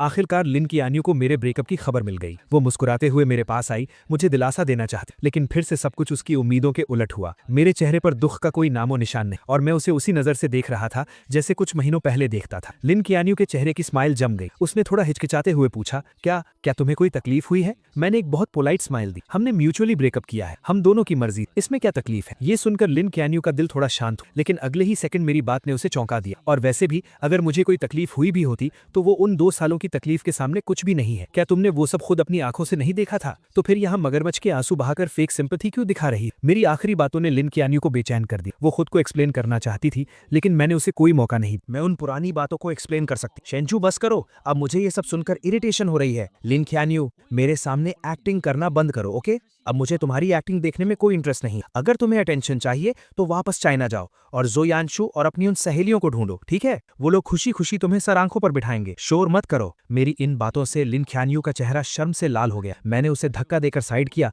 और सीधा टीचिंग बिल्डिंग की तरफ चला गया। किंग ने आसपास के सब लोगों को मेरे नाम के लिए करेक्ट कर दिया था। अब सब मुझे मेरे इंग्लिश नाम से बुलाते थे। बहुत कम लोगों को पता था कि मैं ही वो लू चेंशु हूं जिसे प्रपोज किया जा रहा है। इस पॉइंट तक आते आते लिन कियानियो के प्रपोज करने के सारे आइडियाज खत्म हो चुके थे। आखिरकार उसके पिछले 99 प्रपोजल्स मुझे हिला तक नहीं पाए थे। अब वो सच में बेबस हो चुकी थी। आखिर में एक दोस्त की एडवाइस पर उसे एक आइडिया आया, 100th प्रपोजल। उसने स्कूल के स्मॉल गार्डन को सिलेक्ट किया। उसने वहां एक बहुत बड़ा डोमिनो इफेक्ट सेटअप किया जिसमें हमारी पहली मुलाकात का सीन बना हुआ था। उसने पेड़ों पर बहुत सारी स्टार लाइट्स लगा दी और रात में गार्डन की कैंडल्स जलाकर मुझे पास्ट की यादों में ले जाने का प्लान बनाया। मुझे धोखे से वहां बुलाने के लिए लिन कियानियो ने बहुत से लोगों की हेल्प ली और दर्जनों प्लान्स बनाए। इस बार वो मुझे पक्का यकीन दिलाना चाहती थी कि उसे सच में मुझे देखकर लव एट फर्स्ट साइट हुआ था और अब उसे अपनी गलती का सच में बहुत पछतावा है। सब कुछ रेडी था, लेकिन जब तय किया हुआ टाइम आया मैं वहां नहीं पहुंचा। लिन कियानियो पूरी तरह से पागल हो गई। उसने कार से हर वो जगह ढूंढी जहां मैं हो सकता था। 9 बजे का अलार्म बजा। वो अंधेरा गार्डन अचानक लाइट से जगमगा उठा। अनगिनत बलून्स हवा में उड़ने लगे। ऊपर से गुलाब की पंखुड़ियां गिरने लगी। हवा में एक रोमांटिक पियानो म्यूजिक गूंजने लगा और डोमिनोज के गिरने की वो लगातार टिक टिक आवाज आने लगी जो अपने आप स्टार्ट हो गए थे। हर सेकंड के साथ एक डोमिनो गिर रहा था। 10 मिनट से ज्यादा टाइम तक ये चलता रहा और जैसे ही आखिरी डोमिनो गिरा सारी कैंडल्स जल उठी। लेकिन लिन कियानियो को लगा कि उसके शरीर की सारी ताकत खत्म हो गई है। जब सब कुछ खत्म हो गया तो उसका फोन बजा। स्क्रीन पर एक अननोन इंटरनेशनल नंबर था, लेकिन कॉल पिक करते ही उसने तुरंत पहचान लिया कि लाइन के दूसरी तरफ मैं था। मैंने सुना है कि तुम आज रात अपना 100th प्रपोजल करने वाली हो। अफसोस कि मैं अभी चाइना में हूँ। I am really sorry. Lin Qianyu ने अपने दिल के दर्द और उस बेचैनी को दबाया और ऐसा बिहेव किया जैसे उसे कोई फर्क नहीं पड़ रहा हो। कोई बात नहीं, तुमने मुझे कॉल किया, मैं इतने में ही बहुत खुश हूँ। अगर तुम चाहो तो मैं 101st और 102nd प्रपोजल भी तैयार कर सकती हूँ। उसकी आवाज में एक छुपी हुई उम्मीद थी, जैसे वो पहले ही ये सपना देख रही थी कि मैंने उसे माफ कर दिया है। उसकी कोई जरूरत नहीं है। मैंने आज तुम्हें सिर्फ 2 बातें बताने के लिए कॉल किया है। लिन कियानियो का गला सूख गया और उसने फोन को कसकर कर पकड़ लिया। पहली बात, मैं तुम्हें एहतियात के तौर पर बता दूं कि अभी सर्दियां चल रही हैं और हवा बहुत रूखी है। अगर तुम्हारा नाटक खत्म हो गया हो तो गार्डन की वो सारी कैंडल्स जल्दी से बुझा देना, कहीं ऐसा ना हो कि आग लग जाए। ये सुनकर लिन ख्यानियो ने अपना सिर ऊपर उठाया और देखा कि एक सूखा पत्ता धीरे धीरे नीचे गिर रहा है। दूसरी बात, मैं तुम्हें गुड न्यूज देना चाहता था। मैं फिर से रिलेशनशिप में हूँ और ये गर्लफ्रेंड मेरी पिछली गर्लफ्रेंड से भी ज्यादा खूबसूरत है। तुम्हारे प्रपोजल्स 100th टाइम पर ही रुक सकते हैं। मेरी इन कुछ नॉर्मल सी बातों ने लिन ख्यानियो के दिमाग में अनगिनत गूंज पैदा कर दी। एक ही पल में उसे लगा जैसे उस पर किसी ने जादू कर दिया हो। उसके माथे पर एक बहुत तेज चुभने वाला दर्द होने लगा। उस भयानक दर्द में उसके शरीर में कोई जान नहीं बची। उसका फोन धड़ाम से नीचे गिरा और सीधा एक कैंडल स्टैंड पर जा लगा। कुछ ही सेकंड्स में गार्डन में बहुत तेज आग फैल गई, लेकिन उसने वहां से भागने या मदद के लिए चिल्लाने की कोई कोशिश नहीं की। वो एक मूर्ति की तरह वहीं खड़ी रही और उस गार्डन का एक हिस्सा बन गई। पूरी रात बीत गई। गार्डन के सारे पेड़ जलकर राख हो गए। शुक्र है कि किसी की जान नहीं गई। फायर फाइटर्स टाइम पर पहुंच गए और उन्होंने धुएं से बेहोश होने वाली लिन ख्यालियो को बचा लिया। हालांकि किस्मत से उसकी जान बच गई थी, लेकिन इस आग की घटना से चिंगडा स्कूल एडमिनिस्ट्रेशन बहुत गुस्से में था। उन्होंने स्ट्रिक्ट एटीट्यूड के साथ कहा कि वो इसके लिए जिम्मेदार इंसान को नहीं छोड़ेंगे। प्राइम सस्पेक्ट होने के नाते पुलिस ने लिन ख्यानियो को अरेस्ट कर लिया। जब लिन फैमिली को यह खबर मिली तो वो बहुत परेशान हो गए। उन्होंने उसे बचाने के लिए अपने सारे कनेक्शंस का इस्तेमाल किया, लेकिन क्योंकि ये एक इंटरनेशनल केस था, लिन ख्यानियो के लिए बिना सजा के बचना इम्पॉसिबल था। आखिरकार लिन फैमिली को अपनी आधी प्रॉपर्टी कॉम्पनसेशन में देनी पड़ी। तब जाकर चिंगडा एडमिनिस्ट्रेशन शांत हुआ। इस भयानक इंसिडेंट के कारण लिन ख्यानियो को 6 महीने जेल में बिताने पड़े। उसका नाम यूरोप की ब्लैक लिस्ट में भी डाल दिया गया और उसे देश से बाहर निकाल दिया गया। उसे लाइफ टाइम के लिए बैन कर दिया गया था। जेल से बाहर आते ही उसे एयरपोर्ट भेज दिया गया ताकि उसे वापस चाइना डिपोर्ट किया जा सके। आसपास के लोगों को समर क्लोथ्स पहने देखकर लिन ख्यानियो, जो अभी तक एक सपने में खोई हुई थी, उसे आखिरकार होश आया। सर्दियां बीत चुकी थीं, अब गर्मियां आ गई थी। कई महीने गुजर चुके थे, लेकिन वो एक बार भी मुझसे मिलने नहीं आया। ये एहसास होते ही उसके दिल में बहुत सी फीलिंग्स उमड़ पड़ी। उसे समझ नहीं आ रहा था कि वो डिसअपॉइंट थी या अकेलापन फील कर रही थी। अभी बहुत लाइफ बाकी है, दोबारा मिलने का मौका जरूर मिलेगा। लिन ख्यानियो खुद को बस यही दिलासा दे रही थी। लेकिन जैसे ही वो मुड़ी, उसने देखा कि मैं स्ट्रीट क्रॉस करके बाहर आ रहा हूँ और मेरे हाथ में एक खूबसूरत लड़की का हाथ था। अपनी सहेलियों की भेजी फोटोज से वो समझ गई थी कि ये मेरी गर्लफ्रेंड है। मैंने सिर उठाया तो मेरी नजर उस पर पड़ी। मैंने बहुत ही फ्रेंडली तरीके से उसे हाय कहा, जो मैं नॉर्मली नहीं करता था, और फिर मैंने उसे बहुत कॉन्फिडेंस के साथ सच बता दिया। हाय, लॉन्ग टाइम नो सी, मैं अभी जर्मनी ट्रिप से वापस आया हूँ। तुम तो आखिरकार बाहर आ ही गई। वक्त सच में बहुत जल्दी बीत जाता है। मैं तुम्हें इंट्रोड्यूस करा दूं, ये मेरी नई गर्लफ्रेंड मोनिका है। चाइना वापस लौटने के बाद लिन ख्यानियो ने कुछ लोगों के थ्रू मुझे एक मैसेज भिजवाया था। उसने पूछा था कि क्या मैं ये सब एक्टिंग कर रहा हूँ या ये मेरा सच है। मैंने उसे कोई रिप्लाई नहीं दिया। अब तक मैं लिन ख्यानियो को पूरी तरह समझ चुका था। वो कहती थी कि वो मुझसे प्यार करती है, लेकिन असल में वो सिर्फ खुद से प्यार करती थी। उसके लिए मैं बस शो ऑफ करने वाला एक खिलौना था। विदेश में स्टडीज के दूसरे साल में मैंने हर मौके का फायदा उठाया और बहुत सारे कॉम्पिटिशन्स में हिस्सा लिया। दिन गुजरते गए और जल्द ही मेरे 3 साल का एक्सचेंज प्रोग्राम खत्म हो गया। मैं गोल्ड मेडल से भरा एक बॉक्स लेकर चाइना वापस आ गया। फ्लाइट से बाहर आते ही मैंने देखा कि मेरे पेरेंट्स और रूममेट्स हाथों में फूल लिए मेरा वेलकम करने के लिए खड़े हैं। जहां तक लिन ख्यानियो का सवाल है, मुझे पता है कि अब उसके पास मेरी लाइफ में दोबारा एंट्री करने का कोई मौका नहीं है। हम दोनों इस दुनिया की भीड़ में बस एक दूसरे के पास से गुजरने वाले 2 अजनबी हैं। हे दोस्तों, इस वीडियो को देखने के लिए आपका बहुत बहुत शुक्रिया। प्लीज इस वीडियो को लाइक और शेयर जरूर करें। तो प्लीज इस वीडियो को अपना पूरा सपोर्ट दें और ऐसी ही नई नई स्टोरीज के लिए चैनल को अभी सब्सक्राइब कर लें। मिलते हैं अगले वीडियो में।